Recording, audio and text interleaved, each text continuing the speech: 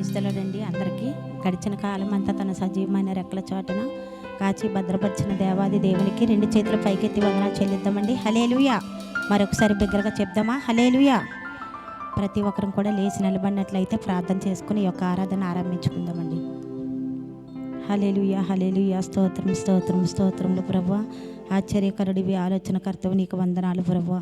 అయ్యా తండ్రి, ఈ రోజు నీ సన్నిధిలో మేము ఎలా ఉన్నామంటే నీ కృప ప్రభువా.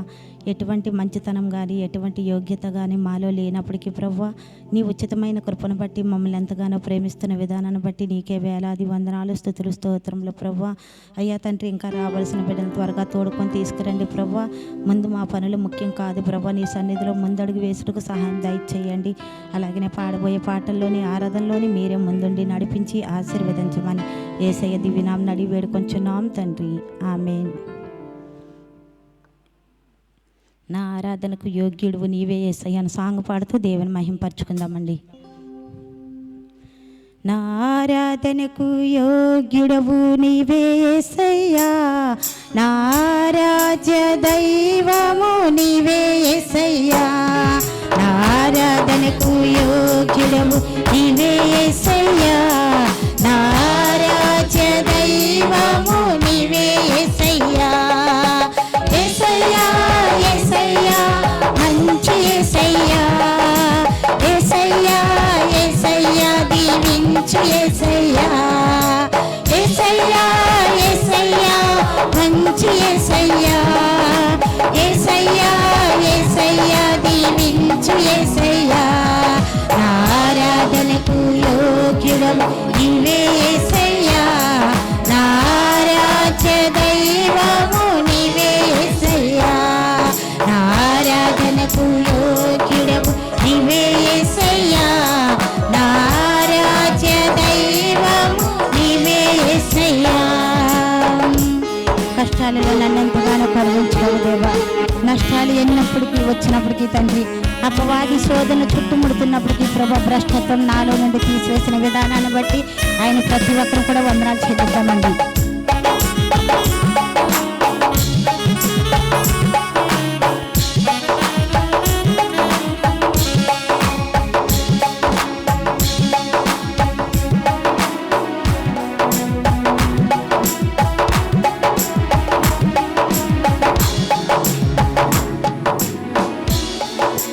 కష్టాలలో నన్ను కరుణించావు, నష్టాలలో నన్ను ఆదరించావు.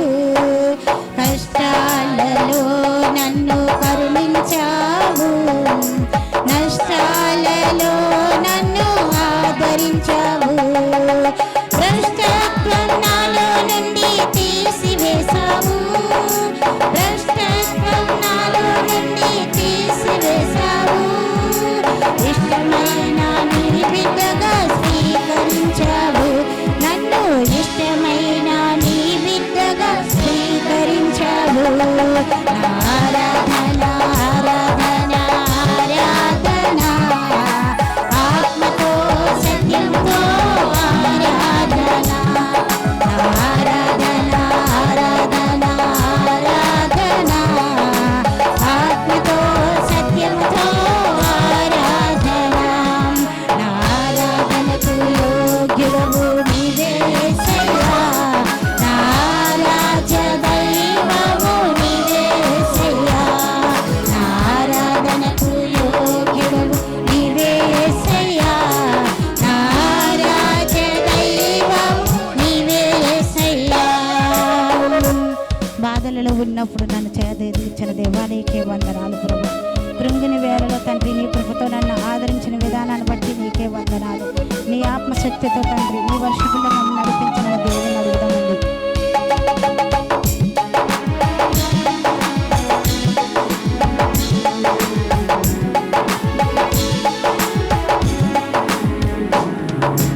బాధలో ఉన్నప్పుడు బలపరచావు, కృంగిన వేళలో నీ కృప చూపించావు.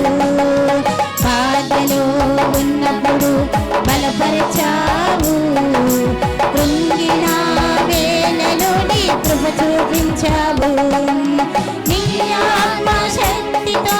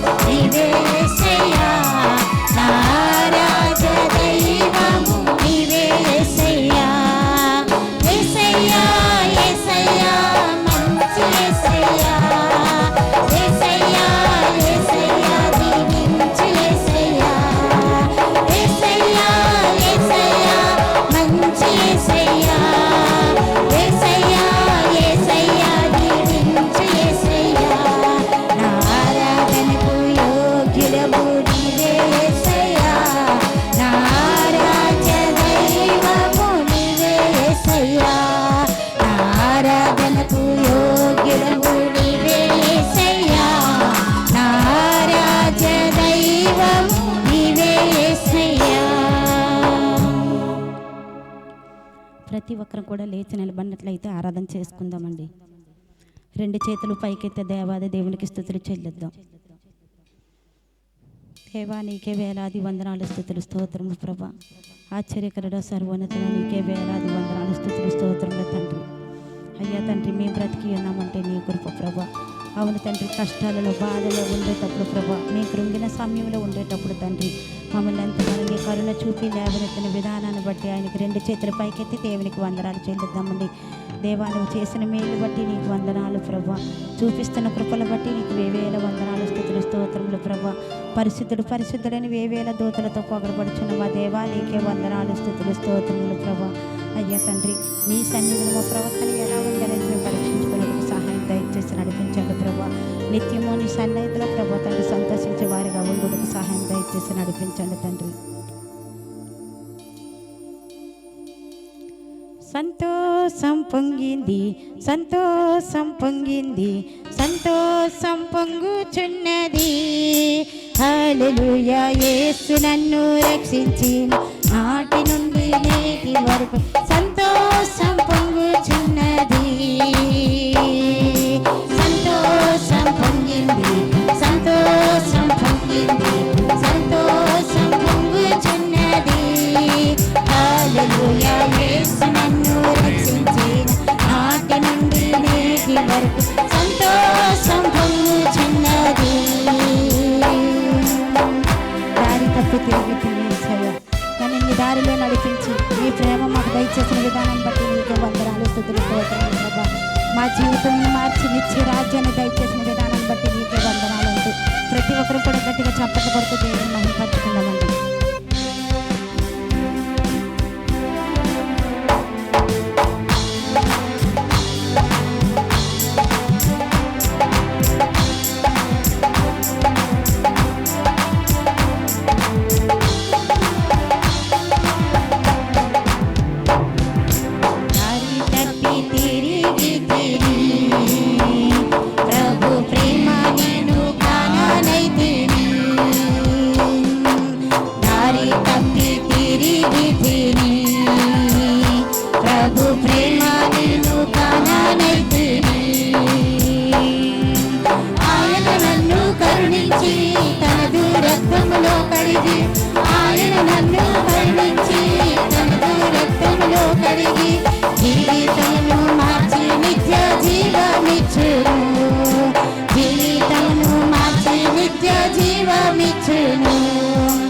సంతోషం పొంగింది, సంతోషం పొంగింది, సంతోషం పొంగుచున్నది.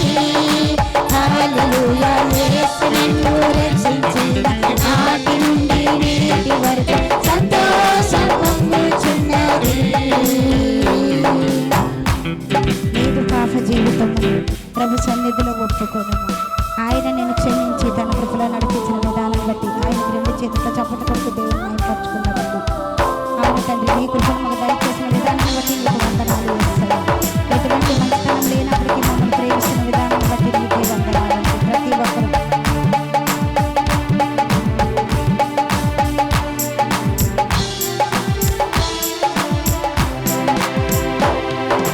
నీదు పాప జీవితమును ప్రభు సన్నిధిలో ఒప్పుకొనుము. నీదు పాప జీవితమును ప్రభు సన్నిధిలో ఒప్పుకొనుము. ఆయన నన్ను క్షమించి తనదు రక్తములో కడిగి, ఆయన నన్ను క్షమించి తనదు రక్తములో కడిగి జీవితమును మార్చి నిత్య జీవమిచ్చును. జీవితమును మార్చి నిత్య జీవమిచ్చును. సంతోషం పొంగింది, సంతోషం పొంగింది, సంతోషం పొంగుచున్నది. హల్లెలూయా, యేసు నన్ను రక్షించిన నాటి నుండి నేటి వరకు సంతోషం పొంగుచున్నది. ప్రభు ప్రేమ మరిచితివా, లోక ఆశలకు పడిపోతివా, యేసు వైపు చూడుము, నిరీక్షణ పొందుము.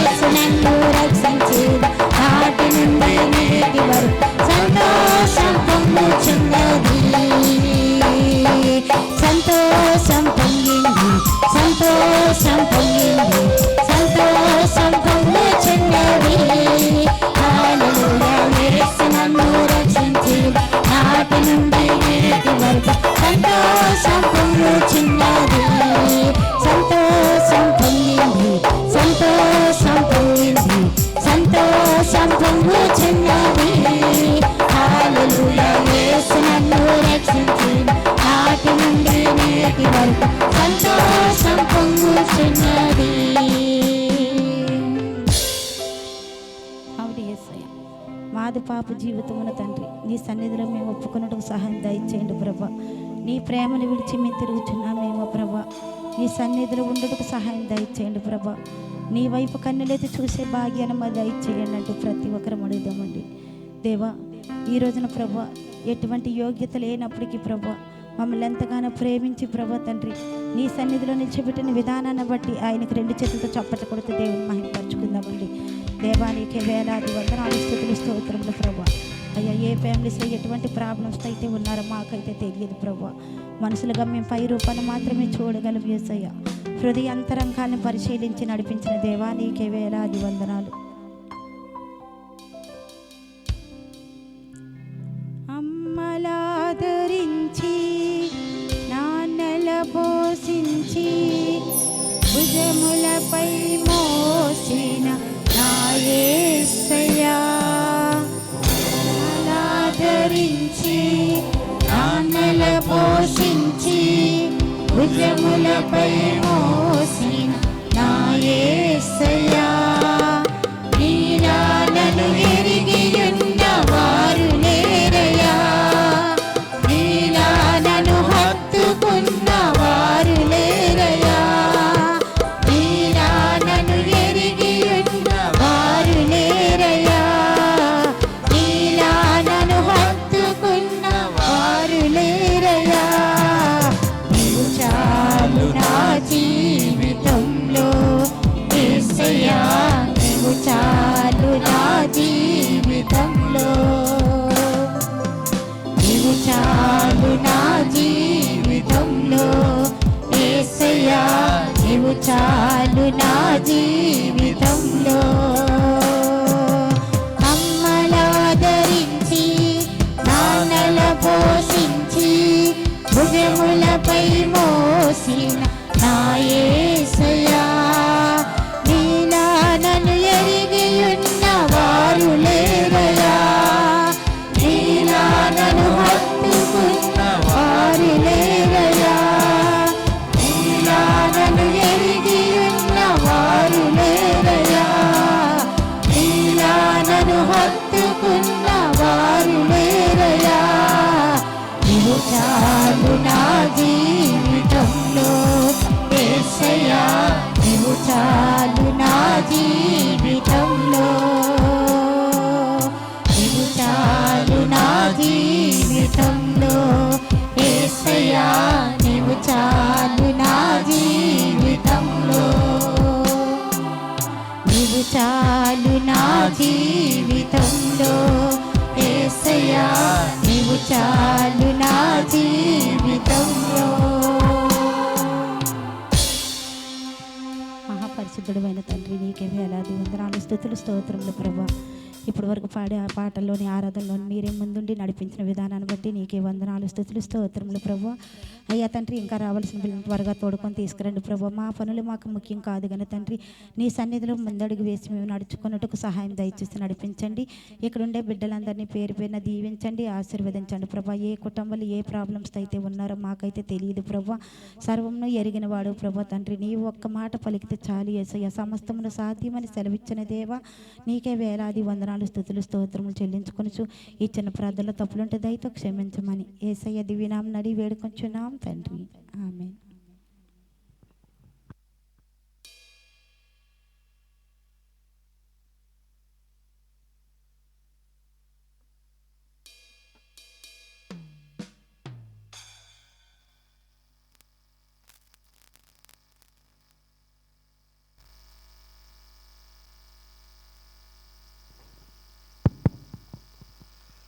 హల్లెలూయా, స్తోత్రం. గత వారం నుండి ఇప్పటి వరకు దేవుడు మనందరినీ కాచి కాపాడి మరోసారి దేవుని సన్నిధిలోని మనందరినీ చేర్చి దేవుని ఆరాధించడానికి ఇచ్చిన అవకాశాన్ని బట్టి దేవుని స్తోత్రం చెల్లండి. హల్లెలూయా. అనౌన్స్మెంట్స్ అండి, దయచేసి గమనించవలసిందిగా మనం చేస్తున్నాను. ఈరోజు సాయంత్రం 6:30కి ఇక్కడే యూత్ మీటింగ్ ఉంటుంది. యూత్ అనేవారు దయచేసి గుర్తించి 6:30 కల్లా సాయంత్రం ఇక్కడ ఉండవలసిందిగా మనం చేస్తున్నాను. ట్యూస్డే మిడ్ వీక్ సర్వీస్ 7 గంటలకు ఉంటుంది.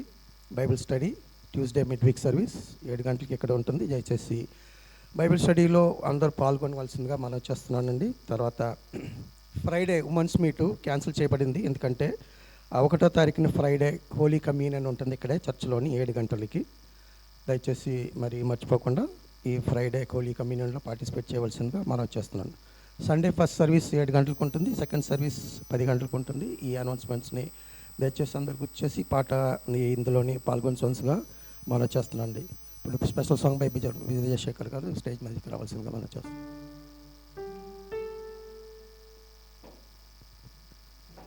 హల్లెలూయా.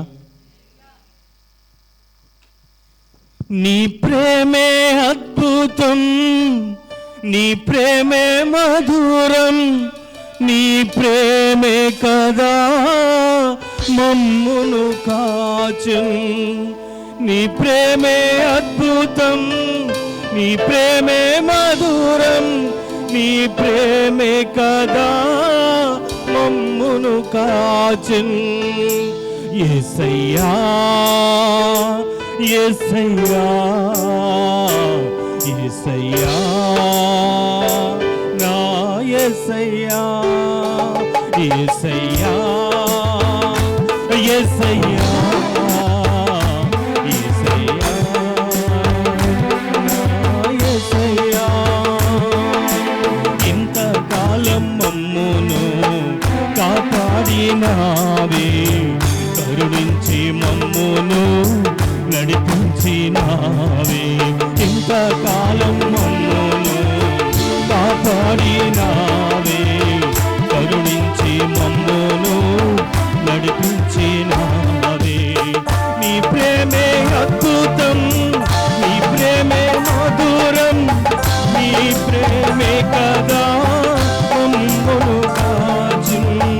నీ ప్రేమే అద్భుతం, నీ ప్రేమే మధురం, నీ ప్రేమే కదా మమ్మును కాచుం.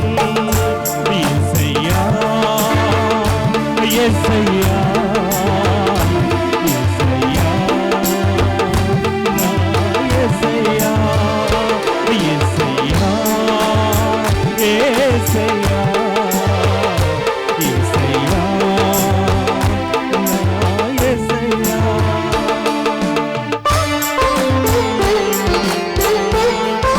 గతించిన వారి కంటే మన గర్వం కాదు, ఆయన కృపను బట్టి మాత్రమే ఈ లోకంలో బ్రతికి ఉన్నాం.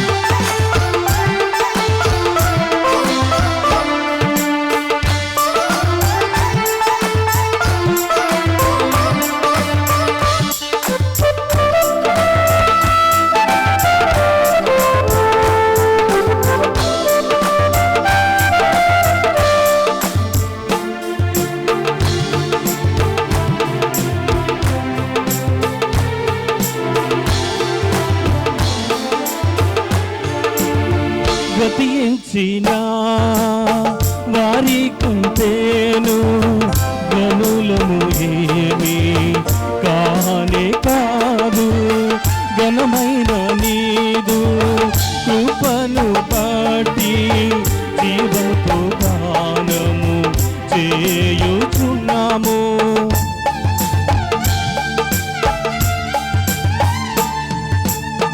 గతించిన వారి కంటేను గనులము ఏమి కానే కాదు.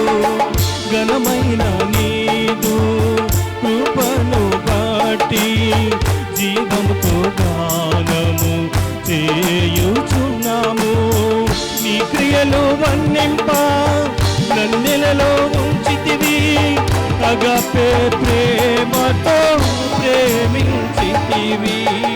నీ క్రియలు వర్ణింప నన్నిలలో ఉంచితివి, అగపే ప్రేమతో ప్రేమించితివి.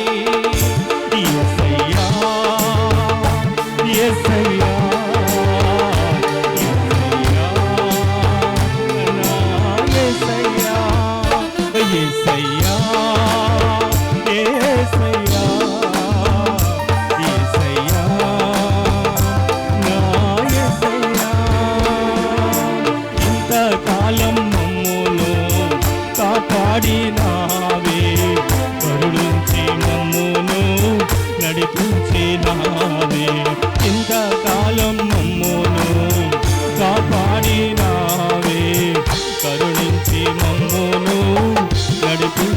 जाए।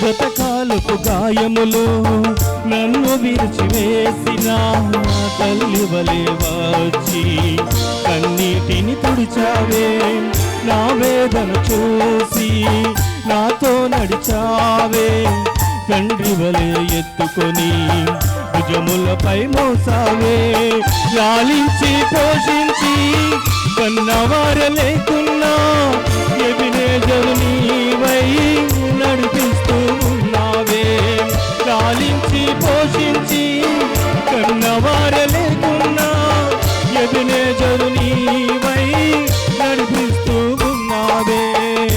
యేసయ్యా యేసయ్యా యేసయ్యా నా యేసయ్యా యేసయ్యా యేసయ్యా యేసయ్యా నా యేసయ్యా. హల్లెలూయా.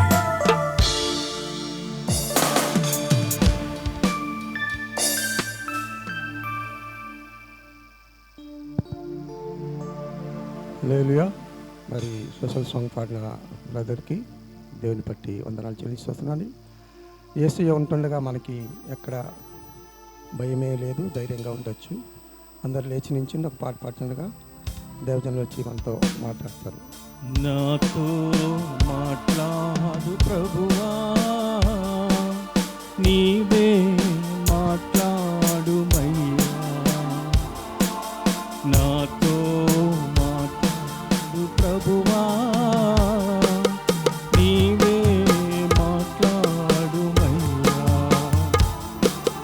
నీవు పలికితే నాకు మేలయా, నీవు పలికితే నాకు మేలయా, నీ దర్శనమే నాకు చాలయా, నీ దర్శనమే నాకు చాలయా, నాతో మాట్లాడు ప్రభువా, నీవే మాట్లాడు మయ్యా, నాతో మాట్లాడు ప్రభువా, నీవే మాట్లాడు మయ్యా. హల్లెలూయా, గ్లోరీ బి టు గాడ్. దేవునికి మహిమ కలుగును గాక. It is good to be in the house of God. దేవుని సన్నిధానంలో ఉండడం చాలా సంతోషం. సంతోషం ఉన్నవాడు దేవుని స్తోత్రం చెప్పండి. Hallelujah. Early morning in the presence of the Lord. ఉదయకాల సమయంలో దేవుని సన్నిధానంలో దేవుని స్వరాన్ని వినడానికి మనం సిద్ధపడుతున్నాం. If you don't mind, can you sit down for few minutes? కొన్ని నిమిషాలు కూర్చుందామా? Oh wonderful. When we worship him, let us worship with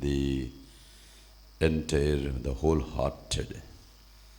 హృదయపూర్వకంగా దేవునిని ఆరాధించడానికి ఉదయకాల సమయంలో దేవుడు మనకి మంచి అవకాశం ఇచ్చాడని నేను భావిస్తున్నాను. Even as we gather together, ముందుకు వచ్చేయండి please. So as we gather together in the presence of the lord, దేవుని సన్నిధానంలో ఈ ఉదయకాల సమయంలో మనం కలిసి ఉన్నప్పుడు ఏక ఆత్మతో ఏక హృదయంతో దేవుని సన్నిధిని మనం ఆహ్వానించగలగాలి. దేవునికి స్తోత్రం చెబుదామా? We need to invite the presence of God into our midst. Let the spirit move takes place. దేవుని ఆత్మ సన్నిధి మన మధ్యలో మనల్ని కదిలించాలి. Many times We just come to church with no proper preparation of receiving the word of God. దేవుని వాక్యాన్ని తీసుకోవడానికి కొన్నిసార్లు మనం సిద్ధపడి ఉండం. Doesn't matter how valuable words that fall before us, ఎంత విలువైనటువంటి మాటలు మన ఎదురుగుంటా వస్తున్నా, వాక్యంలో రాసుంది, పందుల ఎదుట ముత్యములు వేయరాదు అంటాడు. If someone is not hearing, it is better you don't speak to them. ఎవరైనా నువ్వు చెబుతున్నటువంటి సలహాలు కానీ, చెబుతున్న మాటలు కానీ, చెబుతున్న ప్రోత్సాహం కానీ వాళ్ళు రిసీవ్ చేసుకోలేకుండా మన భాషలో పెడచెవిని పెట్టడమేనా? Is that right word? అలాగా చేస్తే నువ్వు చెప్పే సలహా చెప్పకుండా ఉండడమే మంచిది. ఎంతమందికి అర్థమైంది? So this morning we need to be here with a prepared heart to receive the word. దేవుని వాక్యాన్ని మనం పొందుకోవడానికి సిద్ధపడి ఉండాలని ప్రేమపూర్వకంగా ఆహ్వానిస్తున్నాం. I don't know with whom God is going to speak to. ఎవరితో దేవుడు మాట్లాడబోతున్నాడో నాకైతే తెలియదు. ఎంతమంది ఆశపడుతున్నారు దేవుడు నాతో మాట్లాడాలని? So if you have the prepared heart, and I'm telling you, God is going to speak to us. మనం సిద్ధపడిన హృదయంతో మనం ఉంటే దేవుడు తప్పకుండా మనతో మాట్లాడేవాడు. Come on everybody, stand on your feet. నాతో మాట్లాడు ప్రభువా, నీవే మాట్లాడుమయ్యా. నాతో మాట్లాడు ప్రభువా, నీవే మాట్లాడుమయ్యా. నీవు పలికితే నాకు మేలయా, నీవు పలికితే నాకు మేలయా. నీ దర్శనమే నాకు చాలయా, నీ దర్శనమే నాకు చాలయా. నాతో మాట్లాడు ప్రభువా, నీవే మాట్లాడుమయ్యా. నాతో మాట్లాడు ప్రభువా, నీవే మాట్లాడుమయ్యా. ప్రార్థన చేసుకుందామండి. మహాపరిశుద్ధుడైన మా పరలోకపు తండ్రి, మీ ఘనమైన నామాన్ని బట్టే మీకు లెక్కలేని స్తుతులు స్తోత్రాలు చెల్లిస్తున్నాం. ఈ ఉదయకాల సమయమందు మమ్మల్ని అందరినీ ప్రభా మీ సన్నిధానానికి మమ్మల్ని సిద్ధపరిచి తీసుకొచ్చిన విధానాన్ని బట్టి వందనాలయ్యా. ఇంతవరకు పాటల ద్వారా, ఆరాధన ద్వారా మహిమ పొందిన మా ప్రభువా, వాక్యం ద్వారా మాతో మాట్లాడండి, మమ్మల్ని బలపరచండి తండ్రి. మీ శక్తితో మమ్మల్ని నింపండి నాయన. మాలో ప్రతి ఒక్కరూ ఒక్కొక్క పరిస్థితుల గుండా వెళ్తూ తండ్రి నాయన, నిరాశతో నిస్పృహతో ఉన్నప్పుడు ప్రభువా, ఇదిగో మీ సన్నిధానానికి వచ్చినప్పుడు మీ సన్నిధానంలో సంపూర్ణ సంతోషం ఉంటుంది అని నాయన మీ వాక్యం సెలవిస్తున్నట్లుగా తండ్రి, మేమందరము ఏ స్థితిలో ఇక్కడికి వచ్చినా వెళ్ళేటప్పుడు సంతోషంతో తిరిగి వెళ్ళడానికి మీరు కృప అనుగ్రహించమని అడుగుచున్నాను. మీరే మాకు తోడుగా ఉండి నడిపించమని నజరేయుడైన యేసుక్రీస్తు నామంలో అడిగి వేడుకొంచున్నాము తండ్రి, ఆమేన్. దయచేసి అందరూ కూర్చుందామండి. దేవుని నామానికి స్తోత్రం. మీ అందరికీ నా వందనాలు. గడిచిన కాలం అంతా దేవుడు మనందరి కుటుంబాలని కాచి కాపాడినందుకు దేవునికి స్తోత్రం చెప్దామండి. హల్లెలూయా, హల్లెలూయా. సంతోషంగా ఉన్నవారు అందరూ దేవునికి స్తోత్రం చెప్దామా? నేను అంటాను, సంతోషంగా ఉన్నాము అని అంటే ముఖం సీరియస్గా పెట్టి సంతోషంగా ఉన్నట్టు అర్థం కాదు కదండి. సంతోషం అంటే ఒక మనిషి దుఃఖంలో ఉన్నారా, ఒక మనిషి సంతోషంగా ఉన్నారా అనేది దేని బట్టి మనకు తెలుస్తుంది?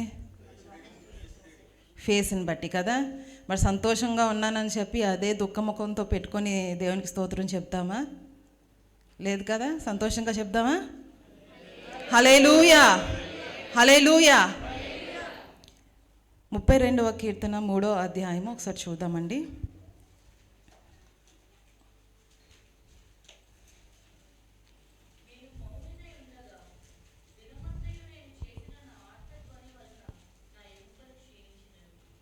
ఇక్కడ మనం చూసినట్లయితే 32వ కీర్తన 3వ వచనంలో మనం చూసినట్లయితే, నేను మౌనినై ఉండగా దినమంతయు నేను చేసిన నా ఆర్తధ్వని వలన నా ఎముకలు క్షీణించుచున్నది. ఈ కీర్తన ఎవరిది అంటే దావీదుది. ఆయన ఇక్కడ చెప్తున్న మాట ఏంటంటే, నేను మౌనినై ఉండగా దినమంతయు నేను చేసిన నా ఆర్తధ్వని వలన నా ఎముకలు క్షీణించుచున్నవి. కొన్నిసార్లు ప్రతి ఒక్కరి జీవితంలో కూడా, ప్రతి మనిషి ప్రతి ఒక్కరి జీవితంలో కూడా, ప్రతి ఒక్కరికి కూడా అప్ అండ్ డౌన్స్ అనేవి ఉంటాయి. అంటే కొన్నిసార్లు మన జీవితంలో చాలా మంచి రోజుల్లాగా ఉంటాయి, కొన్నిసార్లు మన జీవితంలో మంచి రోజులు కానట్లుగా ఉంటాయి, కొన్నిసార్లు చాలా సంతోషంగా ఉన్నట్టు ఉంటాం, కొన్నిసార్లు చాలా దుఃఖంలో ఉన్నట్టు ఉంటాం. ఇలాగా మన జీవిత కాలం అంతా కూడా ఇలా జరుగుతూనే ఉంటుంది. అప్ అండ్ డౌన్స్ అనేవి ఉంటూ ఉంటాయి. ఇక్కడ దావీదు మనందరికీ తెలుసు, దావీదు స్టోరీ అంతా మనకి తెలుసు. ఏంటి అని అంటే, దావీదుని దేవుడు ఎన్నుకున్నాడని. ఆయన ఒక గొర్రెల కాపరిగా ఉండేవాడు. అరణ్యంలో ఆయన గొర్రెల్ని కాస్తూ ఉండేవాడు, వాయిద్యం వాయిస్తూ దేవుని స్తుతిస్తూ ఉండేవాడు. ఒకానొక సమయం వచ్చింది, ఆయన గొలియత్తో యుద్ధం చేశాడు, యుద్ధంలో గెలిచాడు. ఆ తర్వాత ప్రవక్త ద్వారా ఆయన అభిషేకం పొందాడు, రాజు అవుతాడనేసి ఆయన రాజు అవడానికి కోసం అభిషేకం దేవుడు సమూయేలు ద్వారా దావీదుకి అభిషేకించారు. ఆ తర్వాత చాలానే జరిగాయి, మనందరికీ తెలుసు. అయితే ఇప్పుడు ఇక్కడ మనం చూసినట్లయితే ఈ వచనంలో ఆయన నేను మౌనునై ఉండగా దినమంతయు నేను చేసిన నా ఆర్తధ్వని వలన నా ఎముకలు క్షీణించుచున్నవి అని చెప్తున్నాడు. ఆయన ఇది ఎలాంటి మాట మాట్లాడుతున్నాడు? ఈ మాట, ఈ వచనం అంతా చూస్తే చాలా మంచి స్థితిలో ఈ మాట పలుకుతున్నట్లుగా అనిపిస్తుందా మనకి? ఎముకలు క్షీణించిపోతున్నాయి అంటే ఇలాంటి పరిస్థితి ఎప్పుడు వస్తుంది? సరే, మనందరికీ తెలుసు, రోజుకి 3 పూటలు కంపల్సరీ మనకు ఆకలేస్తుంది. ఉదయం, మధ్యాహ్నం, సాయంత్రం. ఆ టైం వచ్చేటప్పటికి భోజనం తింటాం, తిన్న తర్వాత కొంచెంసేపు కరిగిపోద్ది, మళ్ళీ ఇంకొక పూట వచ్చేటప్పటికి మళ్ళీ భోజనం చేస్తూ ఉంటాం. కానీ ఎప్పుడైనా కష్టంలో ఉండినప్పుడు ఆకలేసిందా? ఒకవేళ బలవంతంగా తిందాము అని ప్రయత్నం చేస్తే ఆ తినేది నోటి వరకు వెళ్తుంది కానీ గొంతు దిగలేనట్టు అనిపిస్తూ ఉంటుంది. ఇటువంటి అనుభవం ఎప్పుడైనా ఎవరికైనా ఉందా? చేతులు పైకెత్తారా? చూసారా, చాలామంది చేతులు ఎత్తున్నారు. ఇదంతా ఎప్పుడు ఇలాంటి పరిస్థితి వస్తుంది అని అంటే, మనం చాలా డిప్రెషన్లో ఉన్నప్పుడు, కష్టంలో ఉన్నప్పుడు, బాధలో ఉన్నప్పుడు, ఆకలేస్తున్నట్టు ఉన్నా, తినాలని అనిపించిన గొంతు వరకు మనం ఆహారాన్ని అయితే పెట్టుకుంటాం, కానీ అది కిందకు దిగడానికి ఇష్టం ఉండదు, అది కిందకి వెళ్తున్నట్లుగా అనిపించదు, తినడానికి ఏమీ ఇష్టం ఉండదు. ఇక్కడ దావీదు పరిస్థితి కూడా అలాంటిదే. ఆయన చెప్తున్నాడు, ఆయన చాలా బాధల్లో ఉన్నాడు. ఎప్పుడైనా సరే ఒక మనిషి లోపల బాధ ఏదన్నా ఉంటే ఈ బాధ మనుషుల్ని చాలా నలగొట్టేస్తూ ఉంటుంది. బయటికి చెప్పుకోలేరు, ఉండలేరు అనే పరిస్థితి చాలాసార్లు ఉంటుంది. తినాలనిపించదు, పడుకోవాలనిపించదు, ఏ పని చెయ్యాలనిపించదు, అలాంటి పరిస్థితి అన్నమాట. అయితే ఈరోజు నేను మాట్లాడాలనుకున్న విషయం ఏంటి అని అంటే డిప్రెషన్. విన్నారా ఈ మాట? విన్నారా? డిప్రెషన్ విన్నారా ఎప్పుడైనా? ఎప్పుడు వస్తుంది ఇది? సంతోషంగా ఉన్నప్పుడు వస్తుంది కదా.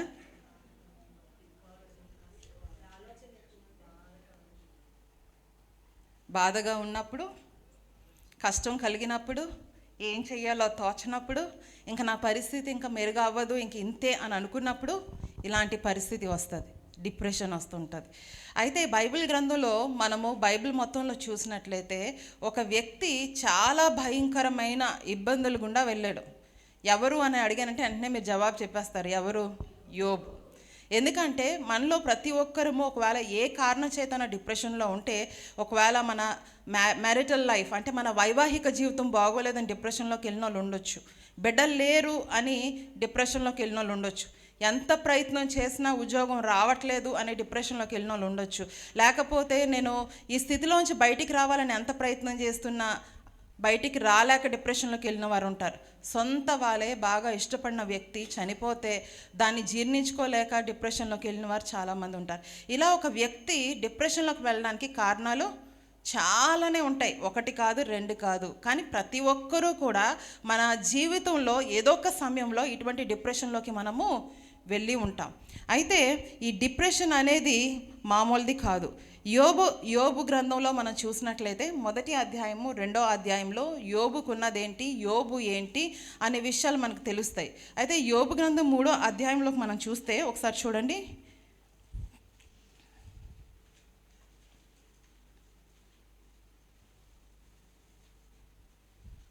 3వ అధ్యాయం 1వ వచనం చూస్తే, మొదటి అధ్యాయము 2వ అధ్యాయంలో యోబు ఎలాంటి వాడని, ఆ తర్వాత ఆయనకి ఏం జరిగింది అని, ఆయన ఏం కోల్పోయాడని, 2వ అధ్యాయంలో చూస్తే ఆఖరికి ఆయనకున్న వస్తువులు, ఆయనకున్న ఆస్తి, ఆయనకున్న బిడ్డలు అందరూ చనిపోయిన తర్వాత ఇంకా ఆయన శరీరానికి కూడా అనారోగ్యం వచ్చినప్పుడు అప్పుడు భార్య వచ్చి దేవుని దూషించి చనిపోవచ్చు కదా అని చెప్పి ఈ విషయాలన్నీ కూడా యోబు గ్రంథం 1వ అధ్యాయం 2వ అధ్యాయంలో ఉంటుంది.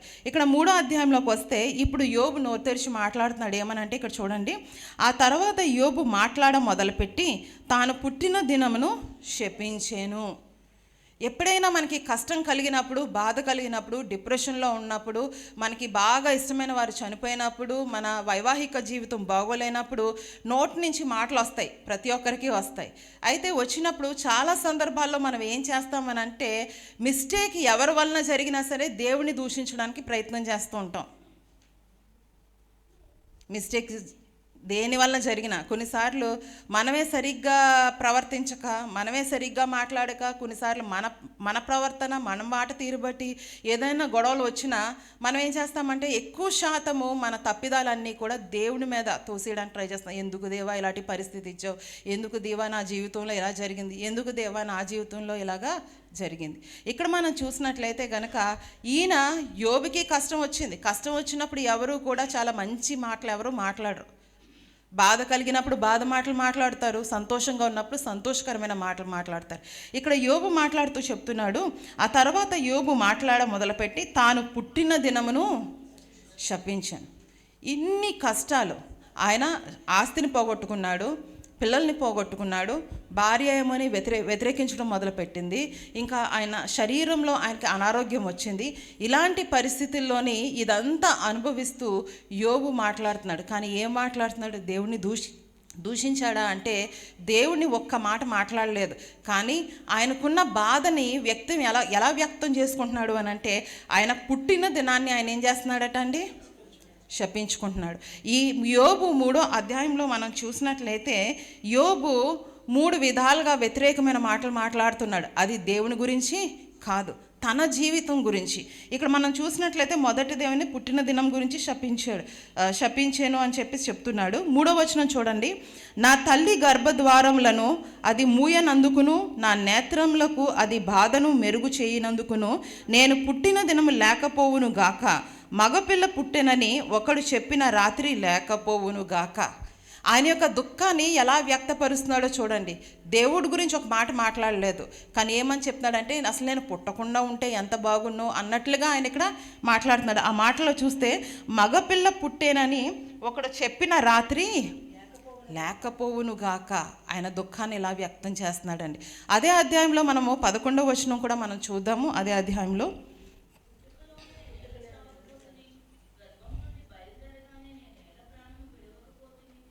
చూడండి, ఇక్కడ ఈయన చెప్తున్న మాటలో రెండోదిగా ఈ అధ్యాయంలో 3 విషయాలు 3 సార్లు ఆయన పుట్టుక గురించి, ఆయనకున్న బాధను బట్టి ఆయన వ్యక్తపరుస్తున్న విధానం. రెండోదిగా ఇక్కడ చూసినట్లయితే పుట్టుకలోనే నేను ఎలా చావకపోతిని అంటే ఈ బాధనంతా భరిస్తూ ఆయన చెప్తున్నాడు, నేను పుట్టుకలోనే చనిపోయి ఉంటే బాగుండు కదా, ఎందుకు చనిపోలేదు అని ప్రశ్నిస్తున్నాడు.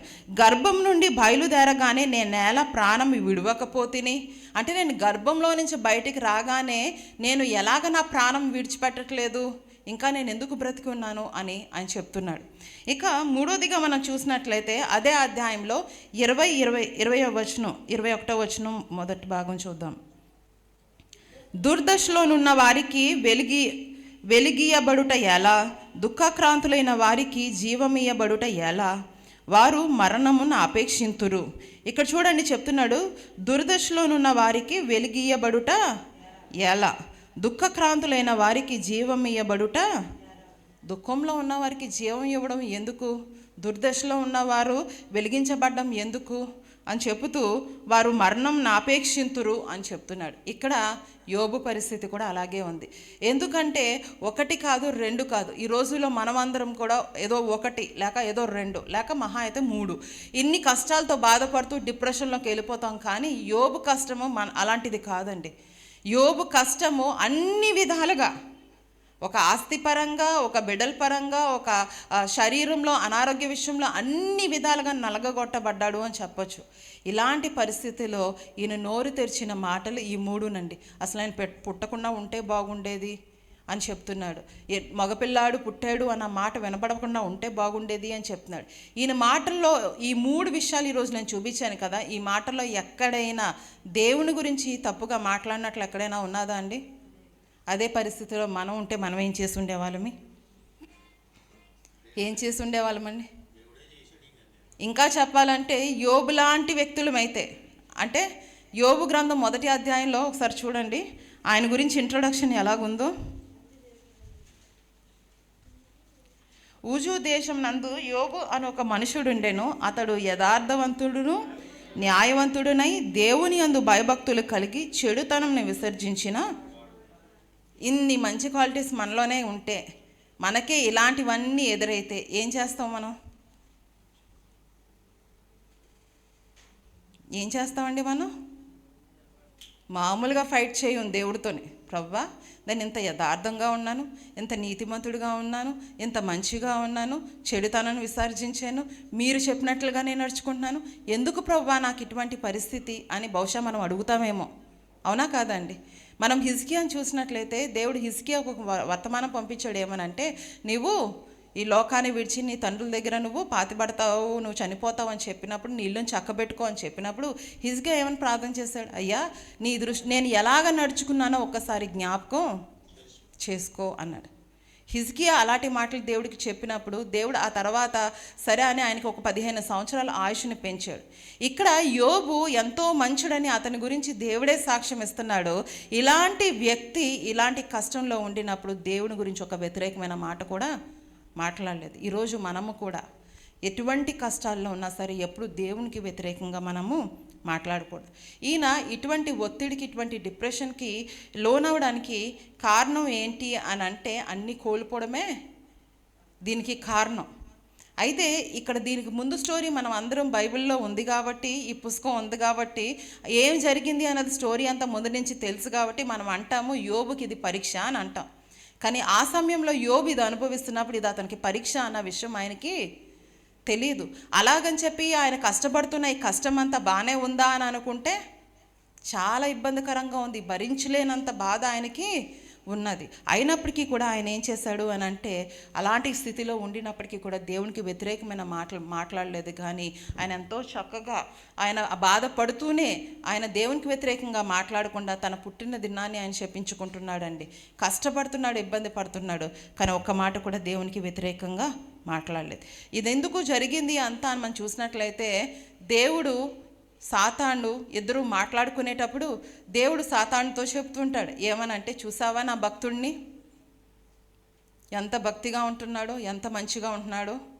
మన కుటుంబంలో కూడా మనకున్న పిల్లలు ఎవరైనా ఏదైనా గొప్ప సాధిస్తే, ఎంతమంది పిల్లలున్నా సాధించిన వ్యక్తి పెద్దవాడైనా చిన్నవాడైనా ఎవరైనా వస్తే ఫస్ట్ ఎవరి గురించి చెప్తాం? అవునా? అవునా? సాధించిన వాళ్ళ గురించే ఫస్ట్ మనం ఏం చేస్తాం? మీకు తెలుసా మా అబ్బాయి పలానా ఐఏఎస్ ఆఫీసర్ అంటాం. మనకు ఆ అబ్బాయి ఫస్ట్ బాండ్ కాకపోయినా లాస్ట్ బాండ్ అయినా ఫస్ట్ ఏం చెప్పుకుంటాం? గొప్ప చెప్పుకుంటాం. అలాగా దేవుని యొక్క సన్నిధానానికి సాతాను ఎప్పుడైతే వచ్చాడో, దేవుడు ఎంతో గొప్పగా నా భక్తుడిని చూసావా, దేవునికి ఆయన విషయంలో ఎంతో భక్తి కలిగి ఎవరైనా ఉంటే కనుక వారిని బట్టి దేవుడు సంతోషిస్తాడా? సంతోషించడండి? చాలా సంతోషిస్తాడు.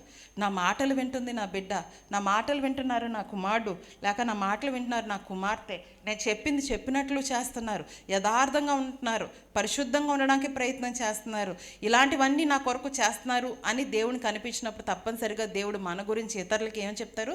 సాక్ష్యం చెప్తారు. కానీ ఈ రోజులో మనం ఏంటంటే మన గురించి మనమే చెప్పుకుంటాం, నేనెంత గొప్ప. అది కాదండి. ఒకవేళ మనుషులు మనల్ని పొగిడినప్పటికీ కూడా మనకి నిజమైన సాక్ష్యం ఎక్కడి నుంచి రావాలంటే దేవుని దగ్గర నుంచి రావాలి. ఇక్కడ దేవుడు సాతానుతో చెప్తున్నాడు, నా భక్తుడిని నువ్వు చూసావా, అటు ఇటు తిరిగి వచ్చానని చెప్పావు కదా, నా భక్తుడిని చూసావా నువ్వు అని చెప్పినప్పుడు అప్పుడు వీళ్ళిద్దరి మధ్యన మాటలు ప్రారంభమయ్యే సాతానికి దేవునికి యోబు గురించి. ఏమనంటే, నువ్వు అన్నీ ఇచ్చావు కాబట్టి ఆయన ఎంత భక్తిగా ఉంటున్నాడో ఒకసారి తీసే అని చెప్పి అన్ని విధాల పరీక్షల్లోని యోబు ఉండాల్సి వచ్చిందండి. అటు శారీరకంగా మానసికంగా ఎంతో ఇబ్బందులు పడినప్పటికీ కూడా ఈ పరీక్షలన్నిటిలో నిలిచాడు, కానీ ఆయన పరీక్షలో ఉన్నాడన్న విషయం యోబుకి తెలియదు. ఇక్కడ మనం చూసినట్లయితే ఎప్పుడైనా సరే మనము డిప్రెషన్లో ఉంటే, అందరికీ డిప్రెషన్ అనేది ఏదో ఒక సందర్భంలో ఏదో ఒక టైంలో వచ్చి ఉంటుంది. ఇలాంటి డిప్రెషన్లో ఉండినప్పుడు మనం ఏం చేయాలి అనేది ఒక 4 విషయాలు నేను చెప్పాలని అనుకుంటున్నాను. 4 విషయాలు. మొట్టమొదటిది, మనం ఎప్పుడైతే ఇలాంటి ఒత్తిడిలో లేక ఇలాంటి డిప్రెషన్లో ఉన్నామో మనం ఏం చేయాలంటే దీన్ని మనం బయటికి చెప్పాలి. బయటికి చెప్పమన్నారు కదా అని అది ఎవరు పడితే వాళ్ళకి చెప్పేయడం కాదు, నమ్మకమైన వారికి చెప్పాలి. ఎందుకనంటే మనం నమ్మకమైన వారికి చెప్పకపోతే మనం అది రహస్యంగా ఉండాలన్న విషయం ఏమైపోతుందండి? రహస్యం అనుకున్న విషయం అంతా మనం రహస్యంగా ఉందని అనుకుంటాం, కానీ ప్రతి ఒక్కరికి చెప్పినప్పుడు ఏమని చెప్తారు? ఇది సీక్రెట్, నీకు చెప్తానని ఎవరికి చెప్పుకో అంటారు. వీళ్ళు ఉండబట్టలకి ఇంకోళ్ళకి చెప్పేసి ఏం చెప్తారు? ఇది సీక్రెట్, నీ దగ్గరే ఉంచుకో, ఎవరికి ప్రతి ఒక్కరు ఇది ఇతరులకు చెప్పేసి మళ్ళీ అలాగే చెప్తారు. ఏమని? మీ ఎవరికి అనుభవం తెలీదా ఇలాంటిది? అందరికీ తెలుసు కదా. ఏమని? ఇది సీక్రెట్, ఎవరికి చెప్పొద్దు, నీకు మాత్రమే చెప్తున్నాను అని చెప్తారు ఒకరు. ఆ తర్వాత వాళ్ళు వెళ్ళి ఇంకొకరికి వెళ్ళి ఇది సీక్రెట్, నీకు మాత్రమే చెప్తున్నాను, ఎవరికి చెప్పకు అని చెప్తారు. ఇలాగ ఇదంతా ఏమవుతుందంటే మొత్తం చుట్టేయాల్సిన ప్లేస్ అంతా కూడా చుట్టేసి వచ్చేస్తుంది. అయితే మొదటిగా మనం డిప్రెషన్లో ఉన్నప్పుడు దేవుడు అంటే నిజంగా భయభక్తులు కలిగి మనం ఏదైనా ఒక రహస్యం చెప్పినప్పుడు ఎవరికి చెప్పకుండా మనసులో పెట్టుకొని దాచుకొని మన కొరకు ప్రార్థన చేసి మన పరిస్థితులు బాగవ్వాలి అని అనుకునే వారికి మనం ఈ విషయాలు చెప్పాలి. అంతేగాని అందరికీ దాయలేని వారికి అసలే చెప్పకూడదు. ఓకేనండి. యోబు గ్రంథం 7వ అధ్యాయము 11వ వచనం.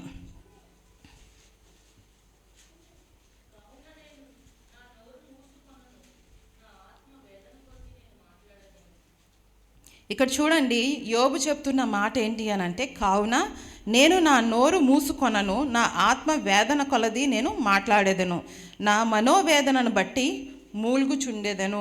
చూసారండి, యోబు చెప్తున్నాడు నేను మౌనంగా ఉండను, నేను మాట్లాడతాను అని చెప్తున్నాడు.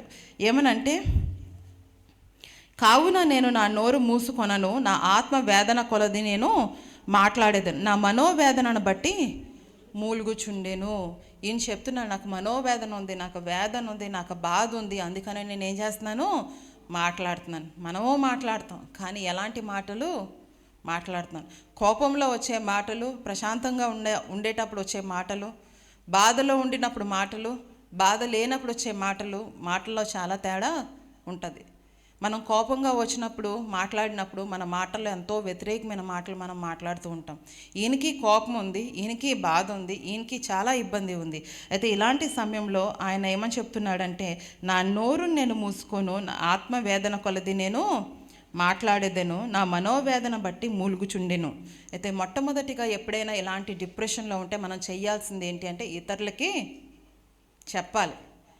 చెప్తుంటారు కదా, మనం ఎప్పుడైనా సరే బాధలో ఇబ్బందుల్లో ఉండినప్పుడు మనం ఒక్కరమే భరించేటప్పుడు అది మనం ఇతరులకి చెప్పడం వల్ల మన యొక్క వెయిట్ కొంచెం తేలికవుతుంది, మన బాధ ఏమవుతుంది? తేలికవుతుంది. కాబట్టి ఫస్ట్ థింగ్ మనం ఏం చేయాలంటే నమ్మకమైన వారికి మనం డిప్రెషన్లో ఉన్నప్పుడు వారితో మనం మాట్లాడి మన విషయాలు వారికి చెప్పాలి. రెండోదిగా మన డిప్రెషన్ని మనం రెసిస్ట్ చేయాలి. అంటే ఎన్నోసార్లు మనకున్న కష్టాలు బట్టి మనం డిప్రెషన్లోకి వెళ్ళిపోతూ క్షీణించిపోతూ ఉంటాం. మనమేమనుకోవాలంటే దీంట్లోంచి నేను ఎలా బయటికి రావాలి అని మనం అనుకోవాలి. దీంట్లోంచి ఎలా నేను బయటికి రావాలి అని. డిప్రెషన్ అనేది నేను చెప్పినట్లుగా ప్రతి ఒక్కరికి కూడా ఏదో ఒక సమయంలో వచ్చింది అని చెప్పాను. మనకి బాగా తెలుసు, పెద్ద పాస్టర్ గారు చనిపోయినప్పుడు 2015 సంవత్సరంలో ఆయన చనిపోయారు, ఆయన మరణించారు, నిద్రించారు అన్న విషయము మనందరికీ చాలా కష్టంగా ఉంది. పాస్టర్ గారికి మరీ కష్టంగా ఉంది. అసలు దాంట్లో నుంచి ఎలా బయటకు వస్తారు అనేది కూడా అస్సలు ఊహించలేని పరిస్థితి. కానీ ఆ పరిస్థితిలో ఉండిపోకుండా బయటికి రావాలని ఆయన ఆలోచించి ఆయన యొక్క మనసుని, ఆయన యొక్క పనిని మార్చుకొని ఎప్పుడైతే వేరే పనిని చేయడానికి ఆయన ప్రారంభించారో దాంట్లో నుంచి త్వరగానే బయటికి వచ్చారు. చాలాసార్లు మనం డిప్రెషన్లో ఉండినప్పుడు దాంట్లో ఉండిపోవాలి అని అనుకుంటాం, కానీ దాంట్లోంచి బయటికి ఎలా రావాలి అనే విషయాన్ని మనము ఆలోచించాం. సో రెండవది ఏంటి అని అంటే ఈ డిప్రెషన్ వచ్చినప్పుడు దాంట్లోంచి ఎలాగ మనం బయటికి రావాలి అన్నది ఆలోచించాలి. మూడవదిగా చూసినట్లయితే మన డిప్రెషన్ ఎందుకు వచ్చింది అన్నది మనము ఆలోచించాలి. యోబుకైతే అది పరీక్ష, కానీ మనలో ప్రతి ఒక్కరికి మనము ఒత్తిడిలోకి వెళ్ళిపోవడానికి అది పరీక్ష అయితే కాదు. కొన్నిసార్లు కొన్ని సమస్యలు వస్తేనే వాటికి కొన్ని పరిష్కారాలు అనేవి ఉంటాయి. ఆ సమస్యలు రాకపోతే పరిష్కారం ఉండదు. కొన్నిసార్లు కొన్ని సమస్యలు మన మార్పు కోసమే వస్తాయి. మనం ఇలాంటి పరిస్థితిలో వెళ్ళకపోతే మనకి మార్పు అనేది రాదు అని తెలిసినప్పుడు దేవుడు అలాంటి పరిస్థితుల గుండా మనల్ని పెడతారు మనకి మార్పు రావడానికి. ఇక్కడ యోబుని చూసినట్లయితే ఆయనకు వచ్చిన ఈ యొక్క డిప్రెషన్ ఎందుకు వచ్చింది అని అన్నది ఆయనకి తెలియదు, కానీ ఆయన మాత్రం అన్ని రకాలుగా ఒత్తిడిలోకి గురైపోయాడు. సో మనము ఆయనైతే పరీక్ష కోసం వచ్చింది, కానీ మనకు ఎందుకు వచ్చింది అన్నది మనం అందరం కూడా ఒకసారి ఆలోచించాలి. ఎప్పుడైనా ఏదైనా ఒక కష్టం వస్తే ఈ కష్టం ఎందువలన వచ్చింది, దేవుడు ఎందుకు పెట్టాడు, నేను ఏదైనా తప్పు చేశానా, లేకపోతే నేను ఏమైనా నేర్చుకోవాలని దేవుడు నాకు ఇది ఇచ్చాడా, లేకపోతే ఇంకేదైనా చెయ్యాలని దేవుడు ఉద్దేశిస్తున్నాడా అని మనం ఏం చేయాలి, దాని గురించి ఆలోచించాలి. ఇక ఆఖరిగా మనం చూసినట్లయితే ఎప్పుడైనా సరే ఒత్తిడిలో ఉండినప్పుడు మనకి కొన్ని పనులు చేయాలనిపించవు. ఏంటి అని అంటే ఆహారం తీసుకోవాలనిపిస్తుందండి, నిద్రపోవాలనిపించదు, ఏ పని చేయబుద్ధి కాదు. ముఖ్యంగా అలాంటి సమయంలో బాగా క్రైస్తవులైన మనందరికీ ఏం చెయ్యాలని అనిపించదంటే వాక్యం చదవబుద్ధి కాదు, ప్రార్థన చేయబుద్ధి కాదు, దేవుని సన్నిధానానికి ఎక్కువ వెళ్ళబుద్ధి కాదు. ఎందుకంటే మనకు ఒక రకమైన కోపం. ఏంటి ఈ కోపం అంటే దేవుడు ఎందుకు నాకు ఇలాంటి పరిస్థితిని కలుగు చేశాడని. కానీ మీకు ఒక విషయం చెప్పనా, ఇలాంటి డిప్రెషన్ టైంలోనే మనం అందరం ఏది చెయ్యకూడదు అని అనిపిస్తుందో దాన్నే మనము చెయ్యాలి. నిజమే కదా? కారణం దేని చేతైనా ఏదైనా వ్యతిరేకత మన కుటుంబంలో మన ఇంట్లో ఏదైనా పరిస్థితి వచ్చిందంటే మనకి బాగా విశ్వాసులుగా మనకి చేయకూడదు అని అనిపించేది ఏంటి అంటే ఈ మూడే. ఏంటి? ప్రార్థన చేయకూడదు అనిపించడం, వాక్యం చదవాలనిపించకపోవడం, దేవుని సన్నిధానానికి వెళ్ళాలి అని అనిపించకపోవడం. కానీ మనం ఎప్పుడైతే ఇలాంటి ఒత్తిడిలో ఉంటున్నామో ఏది చెయ్యకూడదు అని అనిపిస్తుందో అదే మనం చేసేవారిగా ఉండాలి. నా జీవితంలో కూడా మా మావయ్య గారు చనిపోయినప్పుడు, అలాగే మా డాడీ చనిపోయినప్పుడు ఒక రకమైన డిప్రెషన్కి నేను గురయ్యాను. అది ఎవరికీ తెలీదు. అది ఏ టైప్ ఆఫ్ డిప్రెషన్ అంటే మౌనంగా ఉండిపోవాలి, పడుకొని ఉండిపోవాలి, ఏ పని చేయకూడదు అని అనిపించదు. అసలు ఏ పని చెయ్యాలి అని అన్నా కానీ వెళ్ళి ఏ పని చేయబుద్దేసేది కాదు. అలాగ మౌనంగా ఉండిపోవాలి, అలా ఉండిపోవాలి అని అనిపించేది అన్నమాట. కొంతకాలం అయిన తర్వాత దాంట్లో నుంచి నేను బయటకు వచ్చాను. అంతేకాదు ఆహారం తీసుకుంటున్నప్పుడు ఇక్కడే ఉండిపోయినట్టు అనిపించేది, కింద దిగినట్టు అనిపించేది కాదు. అంటే అస్సలు దాన్ని సహించేది కాదన్నమాట. ఇది తినాలి, నేను అది భోజనం చేయాలో లేక ఇది చేయాలి అది చేయాలని అనిపించేది కాదు. ఇలాంటి పరిస్థితులు మనలో కూడా చాలామందికి వచ్చినప్పుడు మనం చేయాల్సింది ఏంటి అని అంటే దేవుని దగ్గర ప్రార్థన చేయాలి, దేవునికి సన్నిహితంగా ఉండాలి, దేవునితో మాట్లాడాలి. దేవుడు మనకి మంచి మంచి డైరెక్షన్స్ ఇస్తారు. ఈనాడు మనం ఒత్తిడిలో ఉన్నప్పుడు సాధారణమైన వ్యక్తుల దగ్గరికి వెళ్తే చాలామంది వేరే వేరే విషయాలు ఎన్నో మనకి చెప్తారు, దానివల్ల మనకి ప్రయోజనం ఉండదు. దైవికమైన వ్యక్తి అయితే దైవికమైన విషయాలు మనకి తెలియచేస్తారు. బైబిల్ గ్రంథంలో చాలామంది వ్యక్తులు, దగ్గర 200 మంది వ్యక్తులు ఇలాంటి డిప్రెషన్స్కి లోనైపోయారు. అందరి గురించి మనం చెప్పుకోని అవసరం లేదు, కానీ ఒక 2 ఇన్సిడెంట్స్ చెప్తాను. మొదటిది ఏలియా గురించి మన అందరికీ తెలుసు. ఆకాశం నుంచి అగ్నిని ఆయన ప్రార్థన చేస్తే దేవుడు అగ్నిని కురిపించాడు. ఇలాంటి ఏలియా ఒకరోజు ఒత్తిడికి గురైపోయి దేవుడికి ఏమని ప్రార్థన చేస్తాడంటే, అయ్యా నా ప్రాణాన్ని నీవు తీసుకో అంటాడు. ఏంటండి 450 మంది బయలు ప్రవక్తలు అక్కడ ఉంటే వాళ్ళతోని మీ దేవుడు గొప్ప, మా దేవుడు గొప్ప, ఎవరు నిజమైన దేవుడు అన్న తెలుసుకుందామని ఒక సవాలు విసిరిన వ్యక్తి, అంతమంది దగ్గర దేవునికి విజయాన్ని ఇచ్చిన వ్యక్తి, అంతమంది దగ్గర ఆకాశం నుంచి అగ్నిని రప్పించగలిగిన వ్యక్తి డిప్రెషన్లోకి వెళ్ళిపోయి, ఎందుకు యెజబెల్ అంటుంది, చూడు రేపటి రోజుకి నీ ప్రాణం ఏమవుతుందో, నేను చంపించేస్తానని ఆమె చెప్పగానే భయపడిపోయి ఆయన వెళ్ళిపోయి ఏం చేశాడండి, దేవా ఎందుకు నాకు ఈ జీవితం, నన్ను తీసుకో అని చెప్పి ఆయన అడుగుతున్నాడు. చూసారా, ఎంత భక్తులైనా సరే ఏదో ఒక సమయంలో మనకి ఒత్తిడి వచ్చినప్పుడు ఇలాంటి పరిస్థితులకి గురైపోతాం. కానీ అలాంటి సమయంలో దేవునికి దగ్గరగా వెళ్తే దేవుడు మనం ఆలోచించే ఆలోచన, మనం తీసుకున్న నిర్ణయం తప్పని దేవుడు తెలియజేస్తాడు. బైబిల్ గ్రంథంలో దావీదు కూడా అలాగేనండి. దావీదు 600 మంది సైన్యంతో ఆయన ఒక చోటన ఉండినప్పుడు గిల్గాల్ అనే ప్లేస్లో ఒకసారి ఏమవుద్దంటే వారు బయటికి వెళ్ళినప్పుడు అమాలేకీయులు వచ్చి అక్కడున్న ప్రజలందరినీ ఈ మగవాళ్ళందరూ బయటికి వెళ్ళిపోతే దావీదు యొక్క భార్యల్ని అలాగే అక్కడున్న ప్రజలందరి యొక్క భార్యల్ని కూడా తీసుకువెళ్ళిపోయి అక్కడ అగ్నిని రాజేసి వాళ్ళు వెళ్ళిపోతే దావీదు నాయకుడు ఆయన కిందన 600 మంది ఉంటే ఎప్పుడైతే ఈ శత్రువులు వచ్చి వారి యొక్క కుటుంబంలో వారి భార్యల్ని అలాగే వారి పిల్లల్ని అందరినీ తీసుకొని వెళ్ళిపోయారో దావీదు కూడా ఎంతో ఇబ్బంది పడ్డాడండి. ఎందుకో తెలుసా?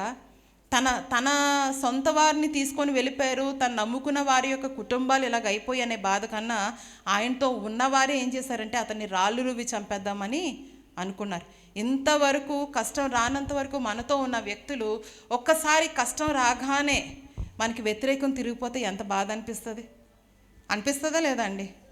అనిపిస్తుంది కదా అందరికీ. కష్టం కలిగినప్పుడు ఎవరైనా మనకి వ్యతిరేకంగా మారిపోతే నాకు కష్టం కలిగినప్పుడు నాకు తోడుగా ఉంటారు అని అనుకునేవారు మనకి వ్యతిరేకంగా మారిపోతే ఎంత బాధ కలుగుతుంది. అలాంటి బాధలో దావీదు ఎవరిని ఆశ్రయించాడో తెలుసా అండి? దేవుణ్ణి ఆశ్రయించాడు. ఈరోజు మనమందరం గమనించవలసిన విషయం ఏంటంటే మన జీవితంలో మనం ఏదో ఒక సమయంలో మనం ఇలాంటి పరిస్థితుల్ని మనకు వస్తూ ఉంటాయి. ఇలాంటి పరిస్థితులు మనకు వచ్చినప్పుడు పరిస్థితులను బట్టి కృంగిపోయి బాధపడడం కాదు, కానీ దేవునికి ఇంకా దగ్గరగా ఉండడానికి మనము ప్రయత్నం చేయాలండి. ఆ రోజు దావీదు ఒంటరివాడు అయిపోయాడు. అంతవరకు 600 మంది దావీదు నీకు భయం అవసరం లేదు, నీకు మేము తోడుగా ఉన్నాము, పద మన యుద్ధానికి వెళ్దాం, పద మనం గెలుద్దామని అన్న వ్యక్తులు ఎప్పుడైతే శత్రు దేశపు వారు వచ్చి వారి భార్యల్ని పిల్లల్ని తీసుకువెళ్ళిపోయారో ఇప్పుడు వారు అంటున్న మాట ఏంటంటే దావీదుని రాళ్ళుతో చంపుదామా అని అనుకుంటున్నారండి. అంటే కొన్నిసార్లు మనతో పాటు కొంతవరకు వచ్చిన వ్యక్తులు ఇంకా వస్తారని మనం అనుకోవడానికి లేదు. మనకి కష్టం వచ్చినప్పుడు అలాంటి వారు కొన్నిసార్లు మనల్ని విడిచిపెట్టేయచ్చు, కానీ దేవుడు మనల్ని ఎప్పుడు కూడా విడిచిపెట్టాడండి. హల్లెలూయా.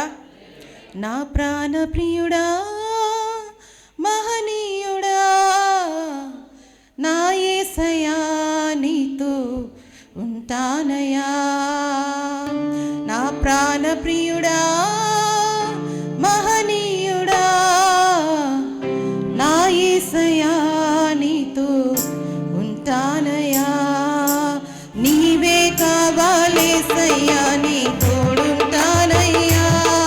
నీ తోడే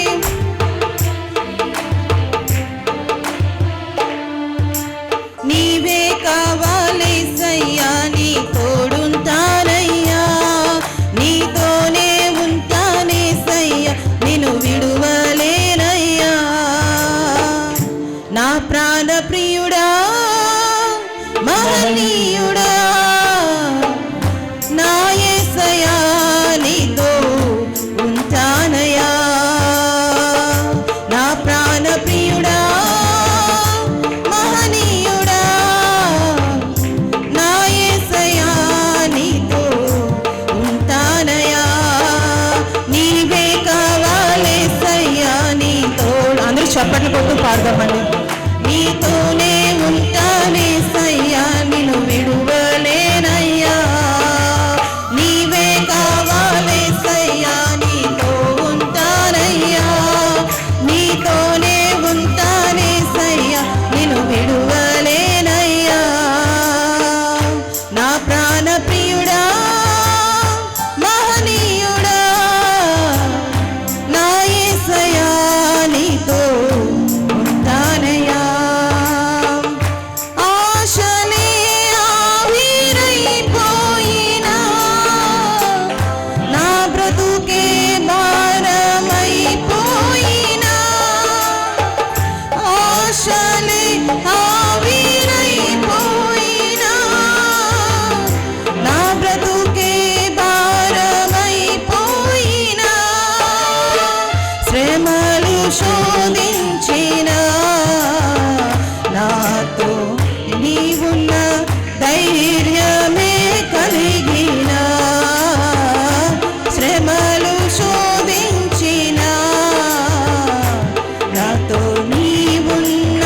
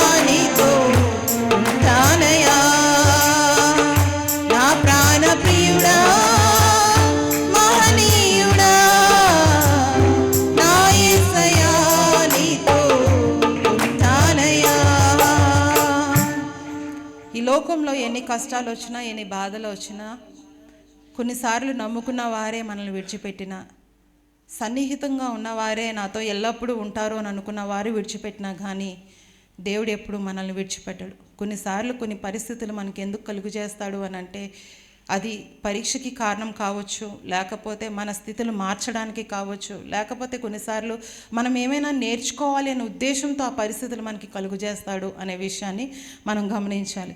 అయితే ఇప్పుడు మనము 4 విషయాలు చూసాం. ఏంటి అని అంటే మనం ఎప్పుడైతే ఒత్తిడిలో, డిప్రెషన్లో ఉండినప్పుడు మొదటిగా మనకున్న డిప్రెషన్ బట్టి మనకి నమ్మకమైన వ్యక్తికి మన విషయాన్ని చెప్పాలి అని. రెండోదిగా దాన్ని మనము ఎదిరించాలి, మన డిప్రెషన్ని మనం ఎదిరించాలి. మూడోదిగా మన డిప్రెషన్ ఎందుకు వచ్చింది అని కనుగొనాలి. మనం చూసినట్లయితే బైబిల్ గ్రంథంలో యోబు అంత గొప్ప భక్తుడు ఎవరూ లేరు. మన జీవితాల్లో చూస్తే బహుశా మనం అంత యథార్థవంతులు కాదేమో, నాకు తెలీదు. మనందరి జీవితాల గురించి, ఎవరి జీవితం గురించి వారికే తెలుసు కానీ వేరొకరికి తెలీదు. లోకమంతా ఈ వ్యక్తి మంచోడు అని చెప్పినప్పటికీ కూడా ఆ వ్యక్తి చెడ్డవాడు అయి ఉండొచ్చు దేవుని దృష్టిలో. లోకమంతా ఈ వ్యక్తి చెడ్డవాడు అని చెప్పినప్పటికీ కూడా దేవుని దృష్టిలో ఆ వ్యక్తి మంచివాడు అయి ఉండొచ్చు. ఎందుకనంటే మనుషులు పైరూపాన్ని చూస్తారు కానీ దేవుడు మాత్రము హృదయాన్ని లక్ష్యపడతారు. అందుకని దేవుని యొక్క జీనియాలజీలో, వంశావళిలోని కొంతమంది స్త్రీల్ని దేవుడు యాడ్ చేశాడు. ఎలాగానంటే రూత్ని, మనందరికీ తెలుసు, ఆమె మోయాబిరాలు. మోయాబులో అంటే వారు శపింపబడిన వారు. కానీ అలాంటి మోయాబుల నుంచి వచ్చిన రూతు యేసుక్రీస్తు వారి వంశావళిలో రావడానికి దేవుడు అవకాశం ఇచ్చారు.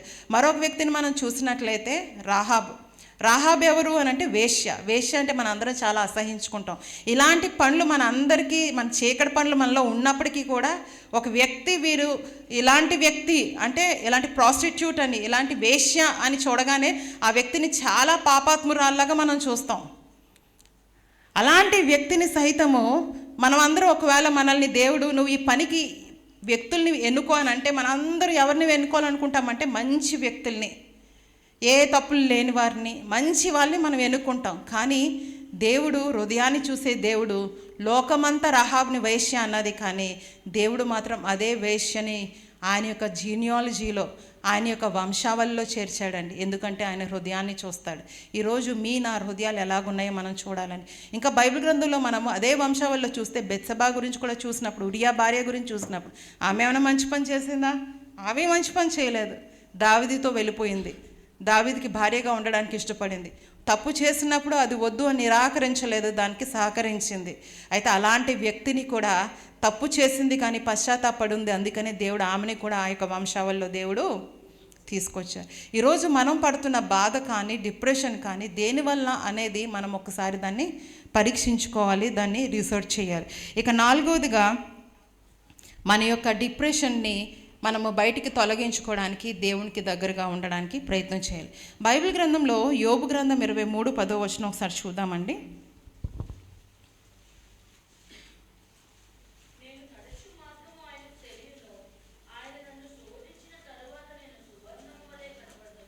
చాలండి.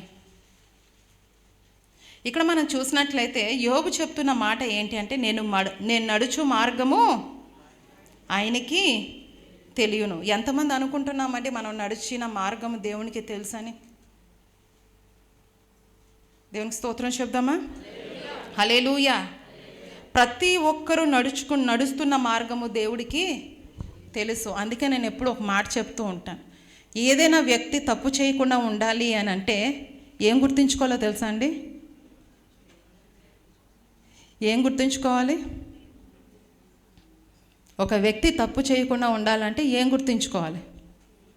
తల్లిదండ్రుల్ని మోసం చేయొచ్చు, భార్యని మోసం చేయొచ్చు, భర్తను మోసం చేయొచ్చు, పిల్లల్ని మోసం చేయొచ్చు. వీళ్ళెవరూ తెలియకుండా మనం ఏ తప్పులైనా చేసేయచ్చు. కానీ అక్కడ నోట్ అవుతుందండి. ఎక్కడ? దేవుని దగ్గర నోట్ అవుతుంది. ఈ లోకంలో ఉన్న మనుషులకి మన తప్పిదాలు తెలిస్తే వచ్చే పనిష్మెంట్ చాలా చిన్నదే. Right wrong? తల్లిదండ్రులకి పిల్లలు తప్పు చేశారని తెలిస్తే కొడతారు, తిడతారు, బంధిస్తారు, బయటకు వెళ్ళొద్దు అంటారు, ఇంకేవో కొన్ని రిస్ట్రిక్షన్స్ పెడతారు. భార్య భర్తల విషయంలో వస్తే కూడా అలాగే జరుగుతూ ఉంటుంది. ఈ లోకంలో మనకు వచ్చే ప్రతి పనిష్మెంట్ కూడా చాలా చిన్నదే దేవుని దగ్గరతో పోలిస్తే. మనం ఎప్పుడు కూడా తప్పు చేయకుండా ఉండాలి అని అనుకుంటే మనం ఒకటి గుర్తుపెట్టుకోవాలి, ఏంటంటే దేవుడు నన్ను చూస్తున్నాడు అన్న విషయాన్ని గుర్తుపెట్టుకోవాలి. మనం ఎంత చీకట్లో ఉన్నా, తలుపులు మూసేసుకున్నా, ఏ తప్పు చేసినా దేవుడికి మాత్రం కనబడకుండా మనము ఉండగలమా అండి? తలుపులు మూసేస్తున్నాయి కాబట్టి లోపల ఏం జరుగుతుందో దేవుడికి బయటను తెలియదు అనుకుంటామా? ఆ తలుపులు అలా ఉండగానే లోపలికి రాగలిగే దేవుడు మన దేవుడు. దేవునికి స్తోత్రం చెప్దామా? మనం ఎక్కడున్నా, ఈ దేశంలో ఉన్నా, ఇతర దేశాల్లో ఉన్నా, ఎక్కడున్నా, ఏ పని చేస్తున్నా ప్రతీదీ చూడగలిగే దేవుడు మన దేవుడు. దేవునికి స్తోత్రం చెప్దామా? దావీదు భక్తున్నాడు, నేను ఆకాశంకి ఎక్కిపోదునా, నీవు అక్కడ ఉన్నావు, నేను పాతాళంలోకి వెళ్ళిపోయినా నీవు, అంటే ఆయన రాని చోటంటూ ఏదీ లేదండి. ఎక్కడికి వెళ్ళినా ఆయన వస్తాడు. అంటే మనం ఎక్కడ ఏం చేసినా ఆయన చూస్తాడు. ఇక్కడ మనం చూసినట్లయితే యోబు చెప్తున్న మాట, నేను నడుచు మార్గము ఆయనకి తెలియను, ఆయన నన్ను శోధించిన తర్వాత నేను సువర్ణం వలె, నేను నడిచే మార్గం ఆయనకి తెలుసు, ఆయన నన్ను శోధించిన తర్వాత నేను ఎలా మారిపోతాను? సువర్ణం వలె. ఒకవేళ ఈరోజు పరీక్ష ద్వారా మనం ఏదైనా డిప్రెషన్కి గురైతే, దేవుడు మనల్ని పరీక్షించాలి అని అనుకొని మనల్ని కొన్ని పరిస్థితుల నుంచి తీసుకొని వెళ్తే, దేవుడి మీద ఆధారపడి ఆయన మనల్ని ఎలా ముందుకు తీసుకువెళ్తాడు, ఆయన ఈ సమస్యను ఎలా పరిష్కరిస్తాడు అని దేవుని వైపు చూస్తే కనుక, దేవుడు తప్పనిసరిగా ఆ పరీక్ష అయిపోయిన తర్వాత దేవుడు మనల్ని ఎలా మారుస్తాడట అండి? మనందరికీ తెలుసు కదా, సువర్ణం తయారు చేసినప్పుడు కానీ దాన్ని మెరుగు పెట్టాలి అని అంటే దేంతో పెడుతూ ఉంటారు? అగ్నితోనే పెడతారు. అగ్ని పెట్టకపోతే అది దాని కలర్ ఫేడ్ అవుతూ ఉంటుంది కొంచెం, కానీ అగ్గి పెట్టగానే అదేమైపోతుంది? చాలా షైనింగ్ వచ్చేస్తుంటుంది. మనం ఎప్పుడైతే పరీక్షల గుండా వెళ్తామో యోబులాగా, అంటే యోబులాగా అంటే మనలో చాలామందికి ఇలా పోల్చుకుంటే బాధ అనిపిస్తుంది. ఎందుకంటే ఇన్ని కష్టాలు నాకు వద్దు బాబు. ఎవరినైనా మీకు యోబు లాంటి కష్టాలు కావాలా అని అడిగామనుకోండి, ఎవరైనా నాకు కావాలని అడుగుతారా? నాకు తెలుసు వద్దు బాబు, యోబుకి వస్తే వచ్చింది కానీ నాకు మాత్రం ఇన్నొద్దు అని మనం అంటాం కదా. సో దేవుడు ఇక్కడ యోబు చెప్తున్న మాటలు ఏంటంటే, నేను నడుచు మార్గం ఆయనకి తెలియను, ఆయన నన్ను శోధించిన తర్వాత నేను సువర్ణం వలె కనబడదును. ఆయన మనల్ని శోధించిన తర్వాత మనం ఎలా కనబడతామట అండి? సువర్ణం వలె. ఒకవేళ ఈరోజు మనం పడుతున్న ఈ డిప్రెషన్కి దేవుని పరీక్షే కారణమైతే, ఈ పరీక్షలో మనము సరియైన రీతిలో నిలబడితే కనుక ఈ పరీక్ష అయిపోయిన వెంటనే దేవుడు మనల్ని సువర్ణంగా మారుస్తాడు. హల్లెలూయా, హల్లెలూయా. చూడండి, యోబు గ్రంథం 13వ అధ్యాయం చూద్దాం.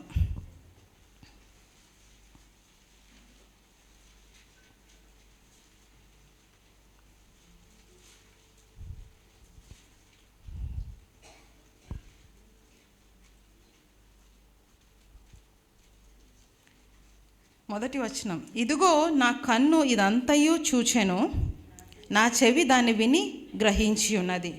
ఇక్కడ యోబు ఏమని చెప్తున్నాడంటే, ఇదిగో నా కన్ను ఇదంతయు చూచెను, నా చెవి దాన్ని విని గ్రహించింది. అంతవరకు దేవుని గురించిన మాటలు ఎన్నో అతను విన్నాడు, కానీ ఈసారి దేవుడు అంటే ఏంటో కళ్ళారా చూడడానికి ఆయనకు అవకాశం వచ్చింది.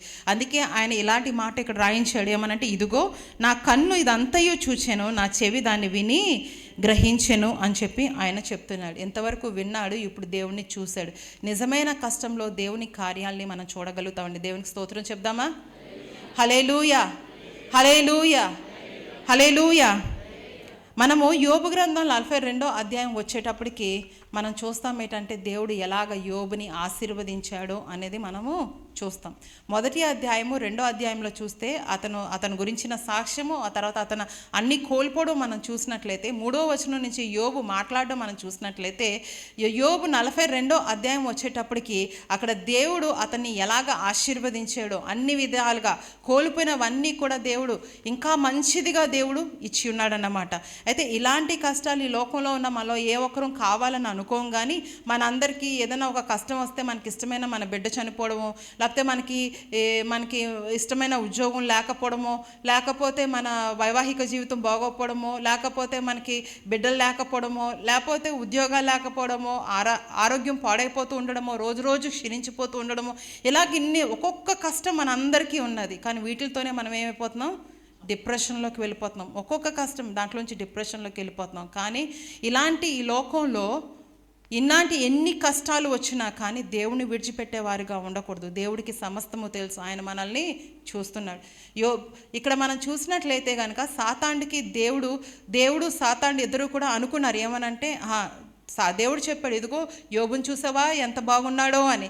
సాతాను చెప్తున్నాడు, నువ్వు అన్నీ ఇచ్చావు కదా అని చెప్తున్నాడు. అందువలన శారీరకమైన మానసికమైన ఇబ్బందులు ఎలాగా అంటే, ఆస్తిని పోవడం. ఆస్తి పోతే ఎవరైనా హ్యాపీగా ఉంటారా అండి? ఉండలేరు. అది కూడా ఇప్పుడు వరకు ఆస్తి పరులుగా ఉండి ఒకేసారి పేదవాడిగా అయిపోతే ఎంత కష్టంగా ఉంటుంది ఎవరికైనా. కానీ అలాంటి స్థితికి వెళ్ళిపోయాడు యోబు. అయినా పర్వాలేదు అనుకున్నాడు. యోబు ఇంత నీతిమంతుడిగా ఉంటూ కూడా ప్రతిరోజు దేవుని పేరట దేవునికి బలిపీఠాలు కట్టిస్తూ ఉన్నాడంటే తన పిల్లల పేరట ప్రతిరోజు. అంటే నాకు తెలియకుండా నా పిల్లలు ఎక్కడైనా తప్పులు చేస్తున్నారేమో, ఆ తప్పులు వారి మీద పడకూడదని. అంటే ఎంత యథార్థంగా ఉండడానికి ప్రయత్నం చేశాడండి. అయితే ఆ పరీక్ష అది కూడా వాళ్ళ పిల్లల్ని కూడా మరి తీసుకోవడం జరిగింది. అయినప్పటికీ కూడా యోబు దేవుని ఏమీ అనలేదు. ఇన్ని అయిపోయిన తర్వాత సాతాను ఇంకా ఇతన్ని ఎలా పరీక్షించడం కాదు, ఈసారి తన శరీరానికే ఇబ్బంది కలుగు చేద్దామని అనుకున్నాడు. ఎలాంటి ఇబ్బంది అండి? ఒంటి మీద కురుపులు వస్తే దాన్ని గోక్కోవడానికి ఇబ్బంది అయిపోయి చిల్ల పెంకులతో. అంటే ఆ ఇబ్బంది ఎంత ఇబ్బంది అంటే దేంతో మనం ఏం చేస్తున్నామో కూడా మనకి తెలియలేని పరిస్థితి. అంత శారీరకమైన ఇబ్బంది వచ్చినప్పటికీ కూడా దేవుడు అప్పుడు కూడా యోబు మాత్రం దేవునికి వ్యతిరేకంగా మాట్లాడలేదు. యోబుని చూస్తే ఈరోజు మనం అనుభవిస్తున్న ఇబ్బందే కానీ, మనం అనుభవిస్తున్న డిప్రెషనే కానీ, మనం ఏది అనుభవించినా అది తక్కువే కదండి. అలాంటి వ్యక్తే అసలు దేవుడి మీద కోపం రావాలి. ఇంత చక్కగా ఉంటున్న నాకు ఎందుకు ప్రభువా ఇలాంటి పరిస్థితి కలుగజేసామని. కానీ ఎక్కడ దేవుడి మీద కోపం మాత్రం తెచ్చుకోలేదు, చూపించలేదు. ఆయన పుట్టికను బట్టి ఆయన తిట్టుకున్నాడు. నా పుట్టిక ఏంటి ఇలాంటిది అని, నేను పుట్టకుండా ఉంటే బాగుండేది అని ఇలాగ ఆయన అనుకున్నాడే కానీ దేవుని మాత్రం ఏమీ అనలేదు. ఈరోజు మనం గమనించవలసిన విషయం ఏంటంటే కొన్నిసార్లు మనకి ఈ ఒత్తిడి అనేది మన విజయం కోసమే వస్తుందండి. దేవునికి స్తోత్రం చెప్దామా? కొన్నిసార్లు ఈ ఒత్తిడి అనేది మన ప్రమోషన్ కోసమే వస్తుందండి. దేవునికి స్తోత్రం చెప్దామా? హల్లెలూయా. కొన్నిసార్లు ఈ ఒత్తిడి అనేది మన ఆశీర్వాదం కోసమే వస్తుందండి. దేవునికి స్తోత్రం చెప్దామా? కొన్నిసార్లు ఈ ఒత్తిడి అనేది మనకి జీవితాంతం సంతోషంగా ఉండడం కోసమే వస్తుందండి. దేవునికి స్తోత్రం చెప్దామా? మనం ఎప్పుడైతే ఒత్తిడిలోంచి బయటికి వెళ్తామో ఆ తర్వాత ఎటువంటి కష్టం వచ్చినా అది పెద్ద కష్టంగా మనకి అనిపించదు. ఒకసారి ఒక రకమైన బాధలోంచి మనం వెళ్ళినప్పుడు ఆ తర్వాత ఎన్ని బాధలు వచ్చినా కూడా పెద్ద కష్టమేమీ మనకి అనిపించదు. ఒకవేళ ఈ రోజుల్లో మనలో ఎవరమైనా ఇటువంటి డిప్రెషన్లో లోనైతే దేవుడు మనకి ఒకప్పుడు డిప్రెషన్ అంటే మనం అనుభవిస్తున్న ఇబ్బందులన్నీ ఒకప్పుడు దాన్ని ఎవరు ఇది డిప్రెషన్, ఇది యాంగ్జైటీ, ఇది అని దాన్ని ప్రత్యేకంగా అంటే రీసెర్చ్ చేసి తెలుసుకొని దీనికి ఇది చెయ్యాలి అని పద్ధతులు లేవు ఒకప్పుడు. కానీ ఇప్పుడు అన్నిటికీ పద్ధతులు వచ్చేసాయి. ఇంకా చెప్పాలంటే ఎవరైతే ఒత్తిడిలో ఉంటారో అలాంటి వారికి డిప్రెషన్లో ఉన్న వారికి మెడిసిన్ కూడా ఉంది తెలుసా మీకు? డాక్టర్లు కూడా ఉన్నారు తెలుసా? మానసిక వైద్యులు ఉంటారు. కానీ అప్పుడు యోబు సమయంలో అలాంటి వారు ఎవరూ లేరండి. కానీ దాన్ని తట్టుకొని దేవుని వైపు చూస్తూ ముందుకు వెళ్ళాడు. దేవుడు ఆయన పరిస్థితిని మార్చి ఉన్నదానికంటే 2 అంతలు ఎక్కువ ఆశీర్వాదాలు పొందుకోవడానికి దేవుడు సహాయం చేశారు. ఈరోజు మనం ఏ ఒత్తిడిలో ఉన్నాం, ఈ ఒత్తిడిని బట్టి ఇంకా నిరాశలోకి వెళ్ళిపోయి ఏ పని చేయకుండా చెప్పినప్పుడు ఒక మాట చెప్పాను ఏమనంటే, మనకి అప్పుడు మంచి మంచి పనులు ఏవి చేయబుద్ది కాదు డిప్రెషన్లో ఉన్నప్పుడు. అంటే ప్రార్థన చేయడం, వాక్యం చదవడం, దేవుని సన్నిధానికి వెళ్ళడం, ఇవేవి మనకి చెయ్యాలి అని అనిపించవు. కానీ అలాంటి సమయంలోనే ఇవన్నీ కూడా మనము మరింత ఎక్కువగా చేయాలి. మనకొచ్చిన సమస్య బట్టి మనం దిగజారిపోయి దేవుని విడిచిపెట్టాలని సాతాను అనుకుంటాడు. దేవుడేమనుకుంటాడో మన సమస్యలో మనము ఆయన్ని గెలిపిస్తే చాలు మన స్థితిని మార్చేద్దాం అనుకుంటాడు. దేవునికి స్తోత్రం చెప్దామండి. అది పరీక్ష అయితే ఆయన్ని గెలిపిస్తే చాలు మన స్థితి మారిపోతుంది. అది మనం నేర్చుకోవడానికి అయితే ఆ పరిస్థితి అయిపోగానే మనకి విజయం వస్తుంది. అది మనకి ఏదైనా ఇవ్వడం గురించి ఒక ఆశీర్వాదాలు ఇవ్వడం కొరకే ఆ పరీక్ష అయితే దేవుడు అది అయిపోయిన వెంటనే ఆ ఆశీర్వాదాలు మనకిస్తాడు. ఈరోజు మనం అందరం ఎలాగున్నామో ఒకసారి జ్ఞాపకం చేసుకుందామండి. మనందరూ కూడా లేచి నిలబడదాం. దావీదు మొట్టమొదటి వచనంలో మనం చూసినప్పుడు చెప్తున్నాడు, నేను మౌనిగా ఉంటానా అంటున్నాడు. నిజమే, కొన్నిసార్లు మనకున్న పరిస్థితులు ఎవరికి చెప్పుకోలేక లోపల బాధపడుతుంటే మనకేమనిపిస్తుంది అంటే మన ఎముకలకి ఏదో అయిపోతుంది, మన శరీరానికి ఏదో అయిపోతుంది, మన శరీరంలో ఏదో ప్రాబ్లం ఏదో ఉన్నది, ఇంక నేను ఇది తట్టుకోలేకపోతున్నాను అని మనం అనుకుంటున్నామేమో. దేవుడు చెప్తున్నాడు, మీకున్న ఒత్తిడి మీకు ఉంటే మొట్టమొదటిగా మీరు నోరు తెరిచి దాని గురించి విశ్వాసులైనా ఎవరికైనా మీరు ఆ విషయాలు తెలియచేయండి అని చెప్తున్నాడు దేవుడు. దేవుని మీద ఆధారపడితే దేవుడు తప్పనిసరిగా పరిస్థితి నుంచి మనకి విడుదలిస్తాడు.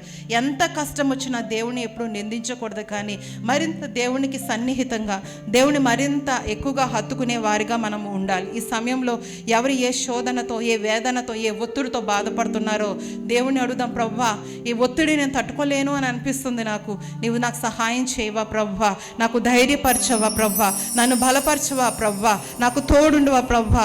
నాయన, మీరు నాకు సహాయం చేయకపోతే నేనేమీ చేయలేనయ్యా, మీ సన్నిధి నాకు తోడుగా ఉంచండి ప్రవ్వా అని ప్రతి ఒక్కరము దేవుణ్ణి అడుగుదామండి. హల్లెలూయా. ప్రేయర్ చేద్దాం. ఎవరైనా ఇలాంటి ఏదో ఒక రకమైన ఒత్తిడిలో ఉన్నట్లయితే ప్రార్థన చేసుకుందాం. దేవా నాయన, ఈ ఒత్తిడి ద్వారా నేను నశించిపోకుండా, ఈ ఒత్తిడిలో సైతము నేను తప్పిదాలు చేయకుండా, ఈ ఒత్తిడిలో సైతం నేను నడిచినప్పుడు ప్రభువా నాయన, నేను చక్కని మార్గంలో నడవడానికి సహాయము దయచేయండి. ఏం మాట్లాడాలో ఏం చెయ్యాలో మీరే నాకు జ్ఞానాన్ని దయచేయండి ప్రభువా అని మనందరం కూడా ప్రార్థన చేద్దామండి. హల్లెలూయా, స్తోత్రం. ప్రతి ఒక్కరము కూడా దేవుని అడుగుదాం. Hallelujah, hallelujah, hallelujah. Thank you Lord. హల్లెలూయా.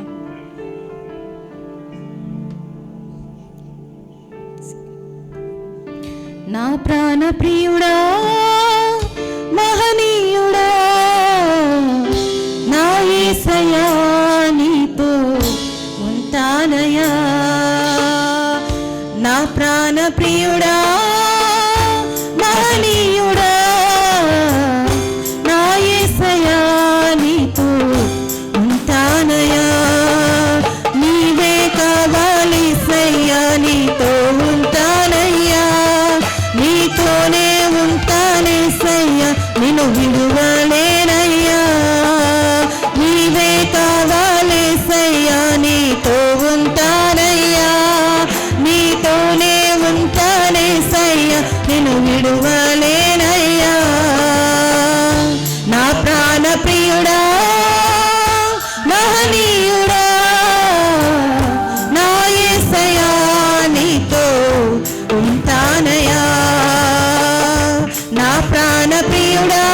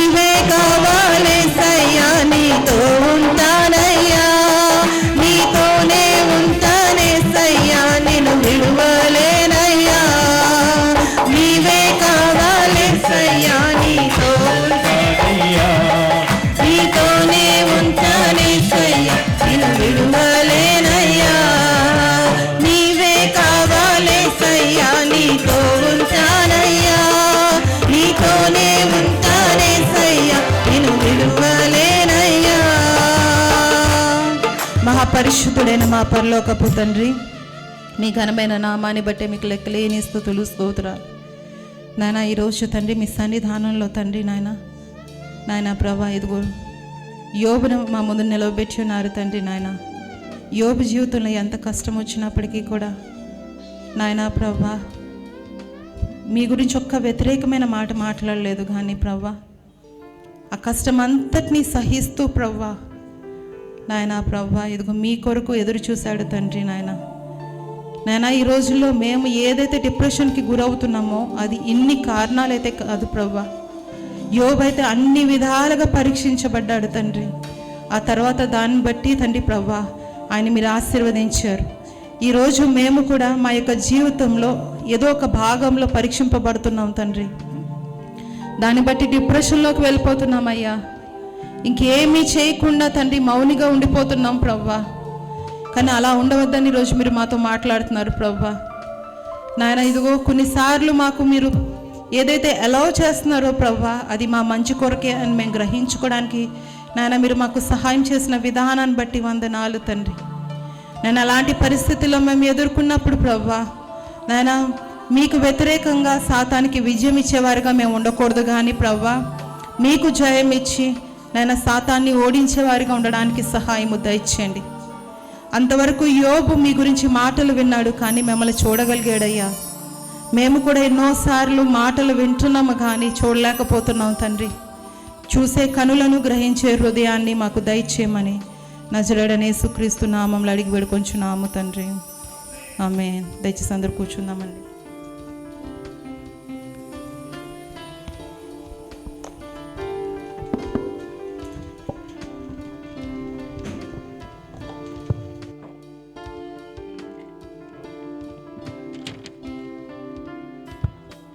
హల్లెలూయా. మరి చక్కటి వాక్యం చెప్పిన పాస్టర్ గారికి ధన్యవాదాలండి. డిప్రెషన్స్ చాలా సివియర్ అయినది. మరి ఈ వాక్యం ప్రతి వారితోని ఈరోజు మాట్లాడింది అని నేనైతే నమ్ముతున్నాను. జీవితంలో ప్రతి ఒక్కరు కూడా ఒక ఇన్సిడెంట్ అనే టైంలో కూడా ఈ సిట్యువేషన్స్ని క్రాస్ అయ్యి ఉంటారు. మరి ఆ టైంలో ఏం చేయాలి అనేది కూడా వాళ్ళకి తోచి ఉండదు. మోస్ట్ వాళ్ళకి ఆలోచన వచ్చేదంటే suicide. Depressions is very severe. కొన్ని సందర్భాల్లో కూడా మరి ఎక్కువగా స్టూడెంట్స్ వాళ్ళకి మార్కులు తక్కువ రాగానే వాళ్ళు ఏం చేయాలో తెలియక, ఎందుకంటే పేరెంట్స్ చాలా ఎక్స్పెక్టేషన్స్ పెట్టుకుంటారు, అది వాళ్ళు ఫుల్ఫిల్ చేయకపోవడం వల్ల వాళ్ళ మైండ్ ఆ విధంగా ఉంటుంది. ఇంక్లూడింగ్ ఎంప్లాయీస్ కూడా ఆ ఆఫీస్లో సిట్యువేషన్స్, నేనైతే ఆ సిట్యువేషన్ గో త్రూ అయ్యాను. రీసెంట్గా ఆఫీస్లోని ఒక ఇన్సిడెంట్ వల్ల నాకు ఈ సిట్యువేషన్స్ జరిగింది. ఇంట్లోని డిస్కస్ చేశాను, మరి పాస్టర్ గారితో కూడా డిస్కస్ చేశాను. సో డెఫినెట్లీ ఈ వాక్యం, ఈ దేవుని వాక్యం ఈరోజు definitely an eye opener to every one. It's an enlightenment. కానుకలు సిద్ధం చేస్తే దయచేసి అందరు కానుకలు ఎత్తుకొని పట్టుకుందామండి. కానుక నిమిత్తం ప్రార్థన చేసుకుందాం. ఎవరైతే ఇంకా కావాలో మీకు అందజేస్తారు. ఆన్లైన్లో చూసిన వారు స్క్రీన్లో కనిపించిన క్యూఆర్ కోడ్కి మీ కానుకల్ని పంపించవలసిందిగా మనం చేస్తున్నాం అండి. కానుకలు ఎత్తుకొని పట్టుకుందామని ప్రార్థన చేద్దాం. హల్లెలూయా. స్తోత్రం స్తోత్రం ప్రభా, వందనాలు తండ్రి. ఈ కానుకలను దీవించండి ప్రభువాని ఆశీర్వదించండి. కానుకలు ఇచ్చిన వారిని ప్రభువానైనా వాళ్ళ యొక్క జీవితాన్ని, వ్యాపారాన్ని ఆశీర్వదించండి. ఇంకా నీ సన్నిధిలో నీకు ఇవ్వడానికి వాళ్ళని ఆశీర్వదించండి ప్రభువానైనా. ఇచ్చిన కానుకలు నీ సేవ నిమిత్తం వాడుకున్నట్టు దయచేయండి తండ్రి. ప్రభా సహాయం చేయండి. యేసు నామములో అడిగి పెట్టుకున్నాం తండ్రి. ఆమేన్. ఆశలే ఆవిరైపోయినా నా బ్రతుకే భారమైపోయినా, ఆశలే ఆవిరైపోయినా నా బ్రతుకే భారమైపోయినా, శ్రమలు శోధించినా నాతో నీవున్న ధైర్యమే కలిగినా, శ్రమలు శోధించినా నాతో నీవున్న ధైర్యమే కలిగినా, ప్రాణం పోయేంత వరకు నీతో నేనయ్యా, తుది శ్వాస వరకు నీతో ఉంటానయ్యా, ప్రాణం పోయేంత వరకు నీతో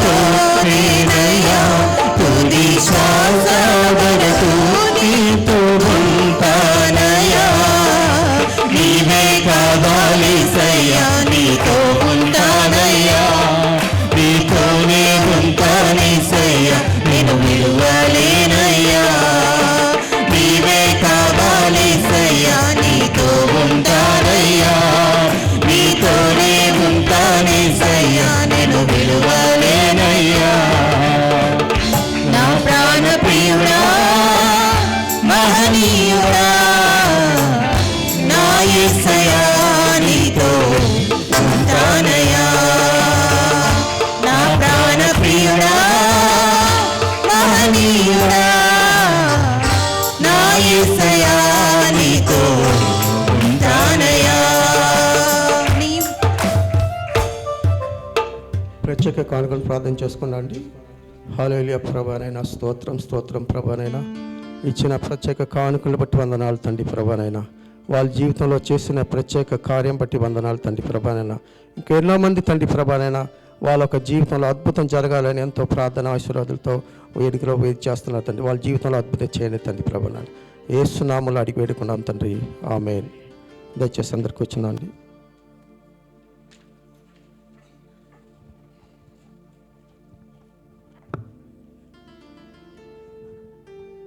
అనౌన్స్మెంట్స్ మరోసారి ఇన్ఫార్మ్ చేస్తున్నానండి, దయచేసి గమనించవలసిగా కోరుతున్నాను. ఈరోజు సాయంత్రం యూత్ మీటింగ్ ఉంది 6:30 6:30కి. తర్వాత Tuesday mid week service Bible study 7 గంటలకు ఉంటుంది. ఫ్రైడే ఉమెన్స్ మీట్ క్యాన్సిల్ అయింది. ఫ్రైడే హోలీ కమ్యూనియన్ సాయంత్రం 7 గంటలకి ఇక్కడ చర్చిలో ఉంటుంది. సండే సర్వీస్ యథావిధిగా 7 గంటలకి, సెకండ్ సర్వీస్ 10 గంటలకు ఉంటుంది. ప్రత్యేక అనౌన్స్మెంట్ మరి పాస్టర్ గారు మనతో ఇన్ఫార్మ్ చేస్తారు. దాని తర్వాత మనం ప్రార్థనా సేవలతో ముగించుకుందాం. హల్లెలూయా. అందరూ గట్టిగా దేవుని స్తోత్రం చెబుదామా? ఒత్తిడికి మనం గురైనప్పుడు అప్పుడే దేవుడి కార్యాన్ని చేసేవాడు. దేవునికి స్తోత్రం, దేవునికి మహిమ కలుగునుగాక. వీ హ్యావ్ మీటింగ్స్, మనకి సభలు ఉన్నాయి, ఉజ్జీవ సభలు 3, 4, 5 తారీఖులు మే నెల 3, 4, 5 ఆదివారం, సోమవారం, మంగళవారం. మరి ఆదివారం ఉదయం నుండే అంటే వచ్చే ఆదివారం ఉదయం నుండే మన కూడికలు ప్రారంభమవుతున్నాయి. And you will see the move of God. దేవుని కదలిక మనకి కనబడుతుంది. దేవుని స్తోత్రం చెబుదామా? I'm very sure about that. When God starts moves, దేవుడు కదలడం ప్రారంభిస్తే ఎంతమందికి తెలుస్తుంది? జస్ట్ ఆస్కింగ్, నేను అడుగుతున్నాను. దేవుడు కదలడం ప్రారంభిస్తే ఎంతమందికి తెలుస్తుంది? సర్వ సృష్టికి తెలుస్తుంది. దేవుని స్తోత్రం చెబుదామా? వెన్ గాడ్ మూవ్స్, దేవుడు కదిలితే ఇక్కడ కాదు మన చుట్టుపక్కలంతా కూడా తెలుస్తుంది. దేవుని స్తోత్రం చెబుదామా? We feel it in our house.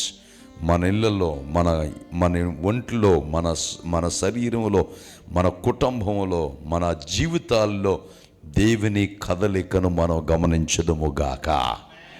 Let God move. దేవుడు కదలాలి మన గురించి. దేవునికి మహిమ కలుగునుగాక. సో ఈ మే నెల అంటే వచ్చే ఆదివారం, సోమవారం, మంగళవారం ది 5th. ఎంతమంది గుర్తుంది? 5th పెద్ద పాస్టర్ గారి బర్త్డే ప్లస్ ఈ చర్చి డెడికేట్ చేసినటువంటి దినం. దేవునికి స్తోత్రం. 11 సంవత్సరాలు అవుతుంది ఈ చర్చి డెడికేట్ చేసి. దేవునికి స్తోత్రం చెబుదామా? హల్లెలూయా. దేవునికి మహిమ కలుగునుగాక. So let's get ready to participate in that. On 5th we have baptism program. ఈ వచ్చే 5వ తారీఖు మంగళవారం ఉదయం బాప్తిస కార్యక్రమం ఉంది. ఇంకా ఎవరైనా బాప్తిసం తీసుకోలేని వాళ్ళు, యేసుక్రీస్తుని సొంత రక్షకునిగా, ప్రభువునిగా అంగీకరించి బాప్తిసం తీసుకోవడానికి సిద్ధపడిన వారు ఎవరైనా ఉంటే మీ పేర్లు మాకు తెలియపరచండి. దేవునికి మహిమ కలుగునుగాక. Now this is one of the most important part.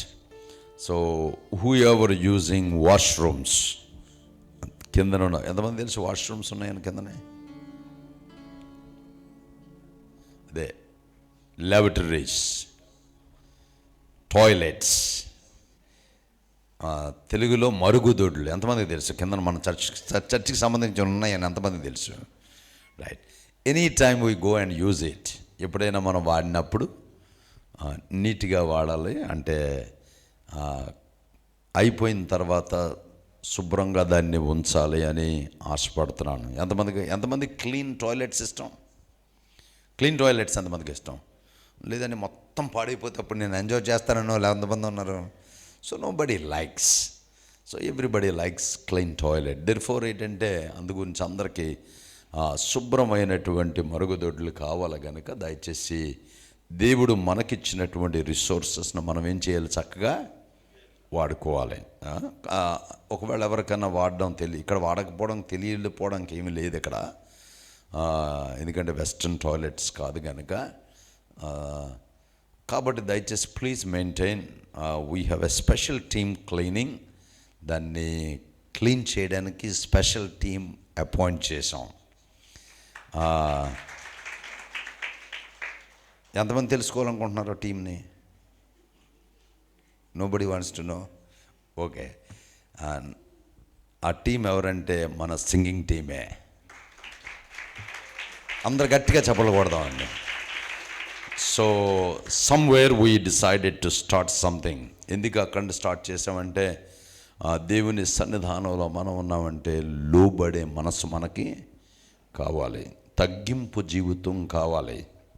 ఎంతమందికి అర్థమవుతుంది? తగ్గింపు జీవితం కావాలి. అక్కడి స్టార్ట్ అవుతుందంటే next level, next next next మన వరకు వస్తుందా రాదా? నెక్స్ట్ డిపార్ట్మెంట్స్కి ఇస్తాం. ఎప్పుడు ఎల్లకాలం సింగింగ్ టీమే చేయరు, అది నెక్స్ట్ వేరే డిపార్ట్మెంట్స్ కూడా మూవ్ చేస్తాం. కాబట్టి దయచేసి అందరూ కూడా ఈ కార్యక్రమంలో పార్టిసిపేట్ చేయడానికి ఇష్టపడాలి. చర్చ్ క్లీనింగ్ అవునాయండి, చైర్స్ అరేంజ్మెంట్స్ అవునాయండి, చర్చ్కి సంబంధించినటువంటి ప్రతి దానిలోనూ కూడా చాలామంది టీ తాగిన తర్వాత కప్పు తీసుకెళ్ళి అక్కడ పడిచేస్తుంటారు. మజ్జిగ ప్యాకెట్స్ కానీ స్నాక్స్ కానీ ఇస్తే రోడ్ అంతా ఎక్కడో దగ్గర పడిసేసుకొని వెళ్తుంటారు. చూసారా? నేను ఎప్పుడైనా ప్రోగ్రాం జరిగిన తర్వాత రోజు చూస్తే చాలా బాధ అనిపిస్తుంటుంది. ఎందుకంటే మనమేనా ఇలాగ చేస్తున్నామని. ఏదైనా ప్రోగ్రాం జరిగిన తర్వాత తినేసిన ప్లేట్ కానీ లేకపోతే తాగిన టీ కప్పు కానీ ఎక్కడ వేయాలి? కొంచెం గట్టి చెప్పండి. Dustbin is arranged under stairs. ఇక్కడ మనకి మెట్ల కింద డస్ట్బిన్ ఉంది కనుక దయచేసి ఆ డస్ట్బిన్లోనే వేయాలి. మన గ్రౌండ్ ఉంది కానీ ఆ గ్రౌండ్ చుట్టూ వేసుకొని వెళ్ళిపోతే అది క్రైస్తవ్యం కాదు, అది భక్తి మాత్రం కాదు. మన ఇంట్లో చెత్త ఎంతమందికి వేయడం ఇష్టం ఉంటుంది? Nobody likes it. అందుగురించి దయచేసి మన పరిసరాలు కూడా మనం శుభ్రంగా ఉంచాలని మనం చేస్తాం. Thank you very much for that wonderful word. God bless you. దేవుడు మిమ్మల్ని దీవించినగాక. Last night she was not good, but this morning she stood in the presence of the Lord and preach the word. ఉదయకాల సమయంలో దేవుడు ఆమెను ముట్టాడు, స్వస్థపరిచాడు.